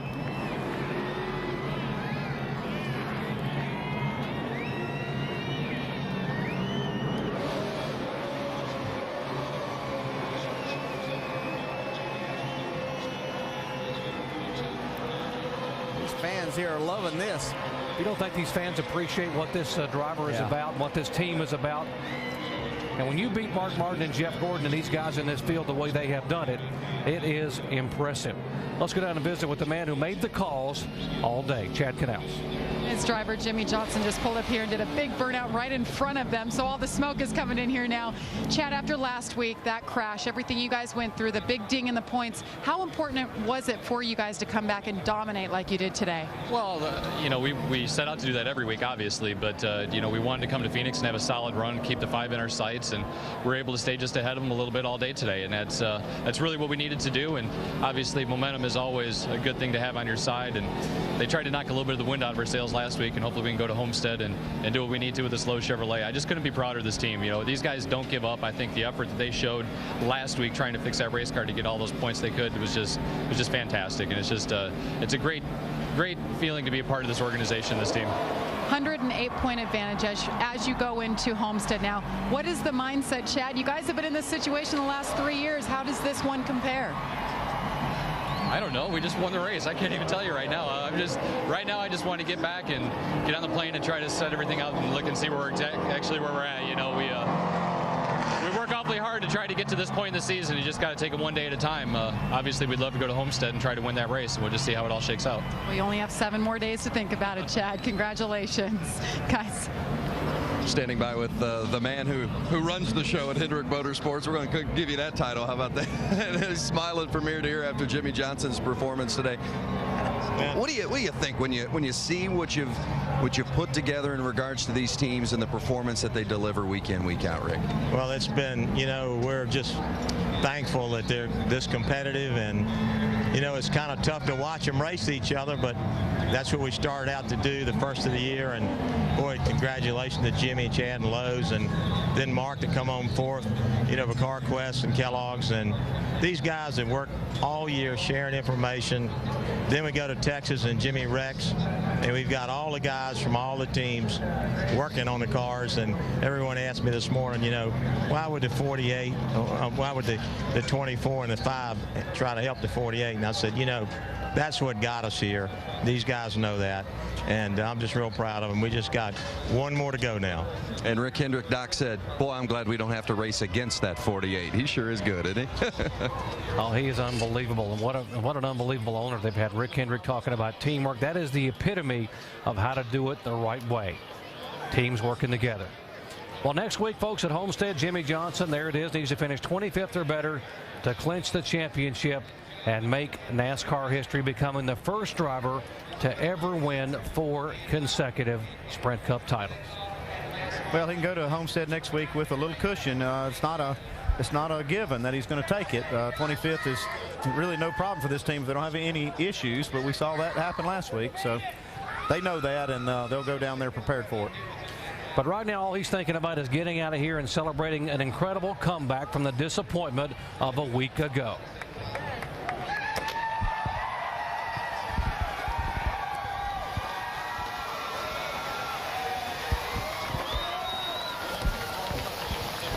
Let's go down to victory lane and Dave Burns. Jimmy started the weekend by telling anyone who would listen, after Texas last week, I don't think lightning can strike twice. At least I certainly hope not. But I'll tell you what did strike here for a third time was a winner in the fall race at Phoenix. Yeah, thanks. We appreciate that. Wow, 3 in a row here in the fall when it counts the most, Jimmy. Thankfully, yeah. Man, what a great car. What a great race team. You know, we could have easily been beat down, and certainly there were some dark moments over the last week worrying about the points lead and what we lost. But these guys to bounce back, we've always been good at it, and to come and bounce back, qualify strong, run well in practice, great stops all day long, dominate this race says a lot. So very proud of these guys. We obviously have one more race to go. We saw in Texas anything can happen, so I don't need to get too excited about things, but 100 something is better than 73. So I'm very excited about it, and I hope all the employee owners at Lowe's are excited. All the 48 fans and everybody at store 2852. It's good stuff. What was the feeling today after the first pit stop? You got the impounded tires off the car, you made some adjustments, and then the thing hooked up. What was the feeling? It was good, man. That first run, the car was real loose, and then after that, the car was pretty dang good. And the 2 was really strong, which I expected to see, the 11. And I thought I was falling off, and they were going to come get me at some point, but their cars fell off more, and off we went. So just an awesome performance. I think everybody at Hendrick Motorsports, engine shop, chassis, bodies, this entire 48 race team, everybody at Lowe's. Were you sensing, though, what we were thinking? If he can do this, it's going to look awfully good in Homestead. I knew Mark was having a good day. I could see him coming up through the back at the start. And I just really tried to ignore what he was doing because he's Mark Martin, and I know he and that team are going to finish well. And I just had to get all I could and lead as many laps as possible, try to win the race, and just do everything I could on my end, and I did. Okay, obviously Mark needs to do what he needs to do next week. If he does everything, you still can finish 25th or better, and you'll be the champion. What do you think of that? That's a great position to be in. We finished 38th last week, so I can't put my guard down. Anything and everything that could go wrong last week did, and going into this next week, we just need to show up and race smart and do our thing. But seriously, I'm trying to figure out now, 25th or better, can you I know you try to win every week, but can you play it safe at all, or can you go for it all the way and do what you did here? Truthfully, I feel that my 12th place qualifying effort in Texas put me in harm's way. And I was just trying to drive a smart lap in qualifying and not do anything stupid, and that put me in harm's way. So going into the race next weekend, everything, I need to show up Friday ready to set on the pole, and then go from there and run up front. The safest place is up front, top 2 or 3, and if we can stay there, we'll be in good shape. All right, Jimmy Johnson, a win today, making the road to Homestead pretty straight and pretty short at this point toward the championship. Doc? Big hug from Carl and Rick Hendrick, and Rick look at him square in the eye, telling him how much he appreciates what he has done for this whole organization, both on and off the racetrack.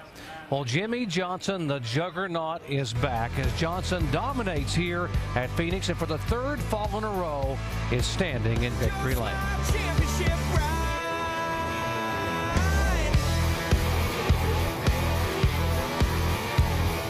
Back after this message. ESPN's coverage of the NASCAR Sprint Cup Series on ABC, brought to you by Verizon Wireless, America's largest 3G network, and Haynes. Look who we've got our Haynes on now. The second to last race of the NASCAR Sprint Cup Series chase is over. Jimmy Johnson has opened up a 108-point gap on Mark Martin with his win today. Mark finishing 4th. Jimmy gaining 35 points on Mark. So it is 25th or better for Johnson next week. Jeff Gordon will be eliminated when Jimmy Johnson starts at Homestead. Everybody else was eliminated today. So for Mark Martin, the scene next week is he needs to earn maximum points by winning the race and leading the most laps, and somehow hope Jimmy Johnson finishes 26th or worse to keep his title hopes alive. Vince, how's Mark feel about his day today? He finished 4th. He did indeed have a good day, and as one being down there covering the 5 team, it seemed like you had a good race car all day long. Was it as good as it seemed? It was a good car and a great effort by this race team, and we gave it everything we had today. The car was a little a little vulnerable on the restarts, and we lost some spots and had to battle back from that on the long run. Our car was very, very good on the long run. In fact, I really thought we could get to Jimmy with 35 to go, as good as our car was going, and then it just got tight. I got up to Denny, and it got tight and kind of fizzled out. But it was a strong car and a great effort by this team, and I'm really proud. Alan Gustafson, your crew chief, was telling me this morning, and you've mentioned it too, you think you've had a championship caliber season. It's cliche to say we got to dig deeper. Is there anything else you can dig out of what you guys have done this season one last time? I'm pretty proud of what we've done this season. You know, that's really all I got to say about it. I'm proud of what we've accomplished. Yeah, indeed, it's been a terrific season, and guys, I would agree in most instances, championship indeed, but not to be, it looks like, with the 48 in the mix, Alan. Yeah, got to go to that Homestead race and see what happens there, because truly anything can happen. But Mark Martin finishing 4th today, while Jimmy Johnson is in victory lane. And again, Mark lost 35 points. So for Jimmy Johnson, it's 25th or better if Mark Martin earns maximum points in South Florida next weekend. Your thoughts on what you just heard from Mark Martin and what you just heard from Jimmy Johnson? A little bit of disappointment out of Mark Martin. You can see it in his eyeballs. He was hoping something would happen. I got to tell you, he had a solid run all day long, 4th place. Guys, but I thought he'd win. I thought he was going to win the race. He had that much adrenaline before this race started. Well, it looks to me like Jimmy Johnson, Chad Knaus, and the whole Hendrick group have gotten back on track. This is what we've expected from them all year long and what they've done. Last week was an aberration. That's over. These guys dominated today. Martin gave a valiant effort, though. Yeah. Shows the talent and ability on that 48 team, the depth to come back from that. And then valiant effort from Mark Martin. Got nothing to hang his head about. Just happens to be up against the best team in motorsports history right now. Yeah. For the teammate of Jimmy Johnson and Mark Martin, Jeff Gordon, a 9th place run today, but Gordon will be eliminated when the race starts for Jimmy Johnson in Homestead. Shannon Spake caught up with Jeff a second ago. A 9th place finish for Jeff Gordon here at Phoenix. I know you said coming into the race that you had to capitalize. Your thoughts on the day, Jeff? Well, I was really excited when we started the race. Man, we drove right to the front, me and Mark, and I know how how good he is here. So I thought we were going to be great. I don't know, you know, it just got away from us. We weren't very good on the restarts, and, you know, just was a 9th place day for us. So a little disappointing because I thought we were going to be better than that. But even with that, you know, no matter, even if we'd have been a 3rd or 4th place car, the 48 did what they needed to do, which is no surprise. We've seen them do it many times. So, you know, that's why they're 3-time champs, soon to be 4. Yeah, let's talk about the championship. One more race. Is this something that you think is still within your grasp? Not if we run like this. You know, we got to run better than this. I sure would like to take a couple of tracks and exchange them in the chase, because I think, you know, we're just so much stronger at a lot of different tracks than 2 of the 10 that are in this chase. And, you know, that's the way it is, and we got to get better at them, and I feel like that was our efforts this year.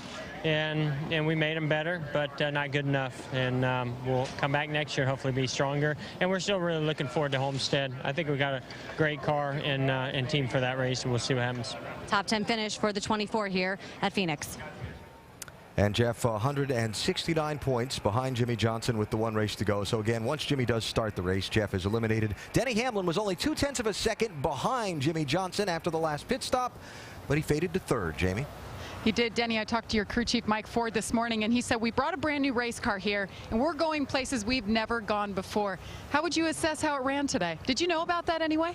Yeah, I definitely did, and we changed everything but the kitchen sink on this thing, and then we finished 3rd again at this racetrack. So, you know, we are, I guess, the king of mediocrity. I guess, you know, we finished, I think this is our 4th straight 3rd place finish, and no matter what setup we have in it, we finished 3rd. But, you know, we had a shot at 48 that last run. That was when he was most vulnerable, and that's, you know, my pit crew did an awesome job closing that gap on pit road, and just, you know, our FedEx camera was strong, but just not strong enough today. Your boys ate the pizza and they got the job done. Now, you were looking at the points. You're 8th right now, no change from last week. What do you think can happen here going into Homestead? Well, you know, my goal was to get to the top 5. That's going to be, you know, nearly impossible unless something happens. But we've closed the gap. With 3 DNFs, I mean, you know, to be just 300 and something back, I mean, you know, add up those points, we could be right there. We just, you know, this wasn't our year as far as the championship's concerned, but you know, next year, I'm telling you, we're going to be pretty strong. All right, that's 4 third-place finishes here at Phoenix. Alan? All right, Jamie, thanks. And again, Denny Hamlin, disappointed mediocrity, but 3rd place today in a very strong run for the 11 team. So Jimmy Johnson led 76% of the laps in this race today. How would he bounce back from the Texas disappointment? How about by whipping the field in Phoenix to establish a commanding advantage going into the season finale next week at Homestead Miami Speedway? Will Hero try and lock up the title again?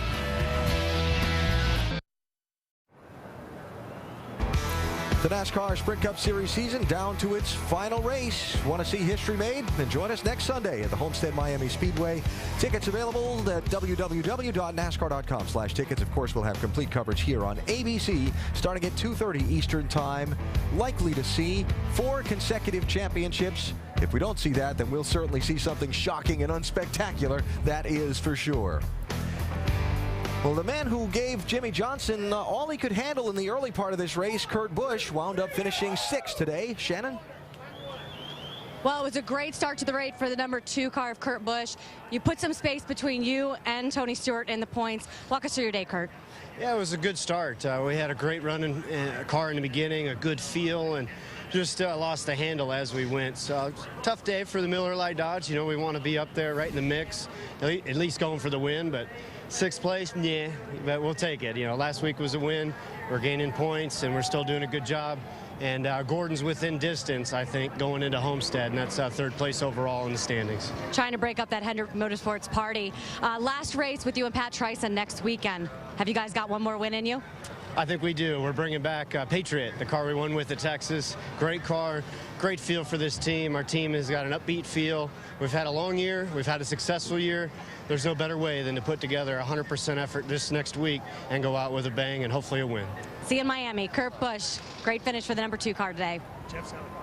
And just 42 points between Kurt and Jeff Gordon in that race for the 3rd position in the final standings. While the victory photos go on, don't back into that trophy, Jimmy. It might hurt just a little bit.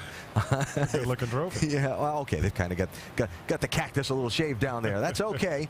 But certainly another trophy in the case for Jimmie Johnson after a dominating performance here at Phoenix today. Great run for Jeff Burton today, Jamie. And Jeff Burton brings it home 2nd today. Jeff, best finish of the year. Right at the end of the year, you know, things step up here. Describe the day and how this organization came together. Well, you know, these races are won in the shop, and we've been working real hard trying to, you know, improve our equipment. And obviously Todd Barrier's come in and done a great job. The team's done a great job. We had we had one hiccup on pit road early, but the rest of them we picked up spots every single time. You know, and that's what it takes. It takes a team effort. I'm real proud of everybody. I lost this race for us on Friday, to be quite honest. I mean, you know, we got to qualify better than 36 with a car like that. I told Todd Barrier yesterday it's a shame to qualify that bad in a car that fast, and that's on my shoulders. So, you know, I'm 42 and still learning, and I'll get better. You fought your way. The sun would come out when you were coming around turn 4, and you saw how you were sawing that wheel. How physical is this track? You know, it's turn 4 is harder than I ever remember it being. I mean, it's hard to get the car to turn in the middle of the corner. It's hard to make enough rear grip on the exit of the corner. I just could make more time if I was, you know, buzzing the right rear tire. I just seemed like I could point the car better if I had the car loose. So I didn't really want to be doing that, but that's how we were the fastest. And I was afraid to burn the right rear tire off, but it really never did. So that just made us better. And you know, I don't want to have to do that, but we'll do what we got to do. Great job today. Thank you very much, Jeff Burton. Finishes 2nd. After starting in 36th, 3 straight top 10s for that 31 team as the Richard Childress team continues to try and situate themselves for the beginning of the 2010 season. Martin Truex Jr. started on the pole today, finished 5th, his first top 5 finish of this season. Let's hear from him. Very solid weekend for Martin Truex Jr. Not only earns pole position, but runs top 5 today. The first time ever top 5 here at Phoenix for Chip Ganassi. So boss is going to be happy, which is always good. What was the difference this weekend for you guys? Well, we just did all the little things right. You know, we didn't have any problems in the pits.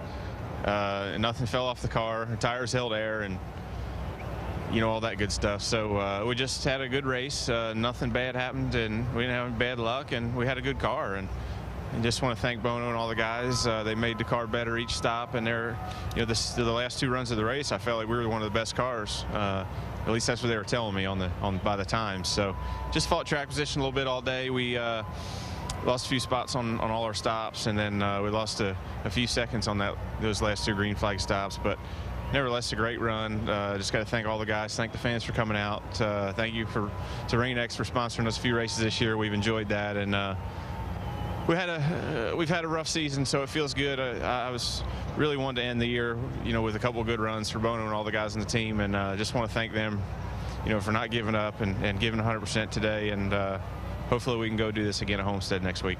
Yeah, this is Homestead will be your last race with this team before you move over to Michael Waltrip Racing next season. How important is it for you, maybe as a gesture of thanks to Bono and the guys, that you had this kind of run here today and you finish strong next week at Homestead? Yeah, it's huge for me, because those guys are like brothers to me. We're just like a family, and I wanted it so bad all year. We've been trying so hard. I think almost sometimes we try too hard, and that's what gets us in trouble and causes our problems. But it feels great. I'm really, really proud of their efforts, like I said, to keep digging all year, even with the year we've had, to not give up, come out here and get a top 5.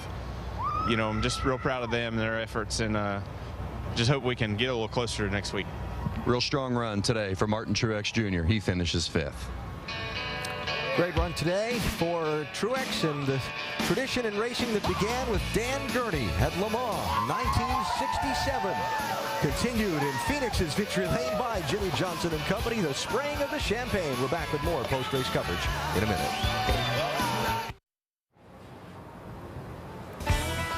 Phoenix International Raceway on a beautiful November afternoon as the fans begin to file out after watching Jimmy Johnson score the win. Our coverage of the NASCAR Sprint Cup Series from Phoenix today, presented by Goodyear. Let's see, Jimmy wiped our camera lens, trying to help his crew chief out, get the champagne out of his eyes. Yeah, nice fella, isn't he? Very nice. Yeah, we did it. Boy, what that must feel like. Marcos Ambrose, good run today, Shannon. Well, Marcos Ambrose avoided a contact on the racetrack with the 88 team to come away with 11th place finish. You said you had 2 more races, this race and Homestead, to make an impression. Have you? Well, we ran great at Texas. We ran well today, so we're really excited for our future. I was worried I'd pinch the 88 down there to spin him out, but I think he spun on his own oil, which makes him feel a lot better, because I would hate to hurt all those junior fans out there. But we had a strong day. Not quite enough there at the end. I burnt the right rear tyre off it, but really proud of my guys, really proud of where we're going, and I'm excited. I think 2010 is going to be a great year for us. Exactly. There are a lot of drivers in this garage and a lot of teams looking forward to the offseason, but I bet you're one of those drivers who already looking forward to 2010. I am, but I'm also looking forward to the break. You just need time to reflect on your season and get your body and your head back in shape for the following year, and I need it. I'm getting really tired.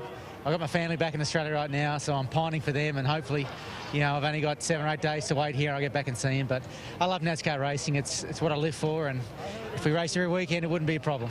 Back-to-back top 15s for Marcos Ambrose. Guys? All right, Shannon, thank you. Solid day. And for that man, Alan Gustafson, it's on to Homestead next week to see if they can, well, try and do what Jimmy Johnson's team did today, Jamie. Dominate. That's right, and they won the last race here, so they had a good chance coming in. Alan, you guys ended up 4th overall, though. Sum up your day. It was a good day. It was a solid day. We had a really good car, and Mark drove the wheels off it with all those long green runs, starting 10th, and we lost a little bit of ground on the initial start. He drove up from 12th, and we had to do most of it under green. So it was a good day. It was solid. We were just off a little bit, and to win these things, you've got to be perfect, and we were just off with tick and really all phases, but really solid. It's hard to be disappointed. The guys worked really, really hard, and Mark drove his tail off and just came a little bit short. 108 points out now from Jimmy Johnson. 1 race to go. What is your mindset as we go into Homestead? Just go down there and try to win. I love the state of Florida. Going back home to Florida is always great for me, and Homestead's a great track. It's a lot of fun. Mark's awesome there. We're just going to go cut it loose, try to win, and get another trophy, and the points will fall where they fall. A lot can happen. We still have hope, but losing points here hurts. But still really proud of the guys. All these guys in the College Carquest Chevy have done a great job, and we got 1 more we can get. Well, Alan just told me he's had 3 wins here, and this is the only racetrack that the crew chief doesn't get a replica trophy. So Chad Knaus doesn't get to take home a trophy tonight, just Jimmy. Oh, you never know. I'll bet they find a way to share some of those a little bit. By the way, the Hendrick Motorsports cars 1, 2, 3 in points. We mentioned Kurt Busch, close to Jeff Gordon, about 42 away for 4th, to clinch a top 3 finish in points for Hendrick Motorsports. Here's the picture. Johnson's already clinched that. Martin, with a 25th or better, would clinch a top 3 3 spot. And Jeff Gordon would have to finish 6th or better. That's assuming Kurt Busch gets maximum points to clinch that 3rd position. So there's still plenty to race for at the Homestead Miami Speedway next week in the season's finale, the Ford 400. So 7 days till we see if NASCAR history's made or not. Want to bring in all of our NASCAR champions and our analysts, Rusty, Brad, and Ray down here. You're Ray, thank you. Doc, DJ, and Andy upstairs. Brewer over in the Craftsman Tech Garage. I want to talk about what these next 7 days are going to be like for the guys on the verge of making history. Drivers, crew chiefs. What's it like for the next 7 days when you're waiting for that last race? Well, for Jimmy Johnson, I think he's still going to be tense. He still knows he doesn't have the deal done yet. But for a guy like Rick Hendrick, he can't lose no matter what. This guy has just assembled an amazing team. All 3 teams in the top. Obviously, we had a little problem with Dale Earnhardt Jr. and 88 team, but the rest of the teams have been fantastic. You know, the one thing that you have to remember is these guys are going for a history-making opportunity. They've done this 3 times consecutively, so they know how to react. They will be prepared to go throughout this week. They'll do it very professionally. Their stomachs will turn just a little bit, but they'll be ready to pick up that trophy next week. And they need to go to Mr. Hendrick, like we used to say, look, just please keep these guys, you know, off of us for a week or so. Like, they're going to be pulled in lots of different directions. Everybody's going to want to talk about hats and T-shirts and stuff like that. What they've got to do is just focus. They've got to be left alone for another 7 days so they can concentrate on going to Homestead and doing what they did today and then enjoying it. Gentlemen upstairs, thoughts? Well, if I know Chad Knaus, I know he's going to remember it, remind his crew that we have never won. Jimmy Johnson's never won at Homestead. Last year they went there and lost 72 points. And the guy that was second in the points last year went to Homestead, led the most laps, and won the race. You think Jimmy and Chad will remember that? Well, he can lose 72 points again and still win the championship is what he's going to tell you. But the biggest thing is, I think, in going there, everybody's going to talk all week how it's over. It is over. You know, that's what everybody's going to say. Jimmy and Chad say, all you got to do is look back 7 days from right now, today, and see what can possibly happen. Anything can happen there. So as a driver, you're not comfortable until you see that checkered flag and know that you've got it in the bag. Yeah, and then the crew chief's not going to. He's going to think of all the things that can happen. He's not going to sleep well. They're going to run well. The only way they're going to lose it is something happens, like an engine blows up, or they leave something loose, or something happens to the car, or they get in a wreck. So they're going to. All those situations are going to go off in their head all week long, but man, they're facing history and they're getting excited about it. And Tim Brewer, you know what this feels like when you're trying to hang on to a championship. You've done it time and again. Well, you know, it's one of those things to where you do what you're good at. You know, Chad Knaus, he told Jimmy back at Michigan, hey, we're no good at running fuel mileage races. Let's just do what we're good at. That's what they did today. They went out, they qualified good, they led a lot of laps, they posted the most points, they won the race. That's what they're good at. Like Cale Yarborough said, don't ever give up. And he told me personally, Brewer, they just tied us. They hadn't beat us. And I said, hey, they got a big arsenal. Get ready, because our ship's getting ready to get sank. All right, Mr. Brewer, thank you. 4th consecutive championship next week if Jimmy Johnson is able to get the job done at Homestead Miami. And remember what Jimmy told us just earlier in Victory Lane. They're going to go there, and they're going to do what they've been doing, go for the win. Yeah, they will go for the win because he doesn't know how to do it any different. I mean, see what he did today. He dominated. He run up front. He got the most points. He did it his way. I think that's the only way they know how to do it. Go down there next week, Joe's Stone Crab, get the crab claws out, the lobsters, the champagne. That 48 bunch coming to pick up a trophy. Well, Chad said they're better under pressure. He needs to figure out a way to get some pressure on those guys for next week.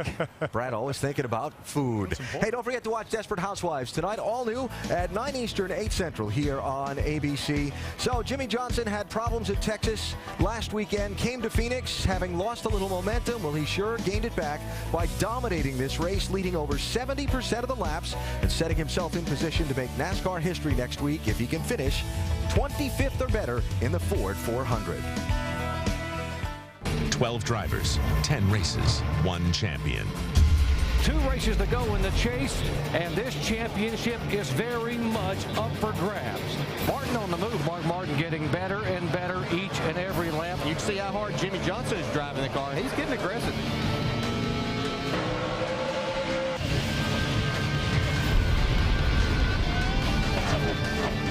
Jimmy Johnson getting closer and closer to going to Homestead and making NASCAR history. Yes, yes, yes, yes! Save me some of that champagne, boys! The chase continues.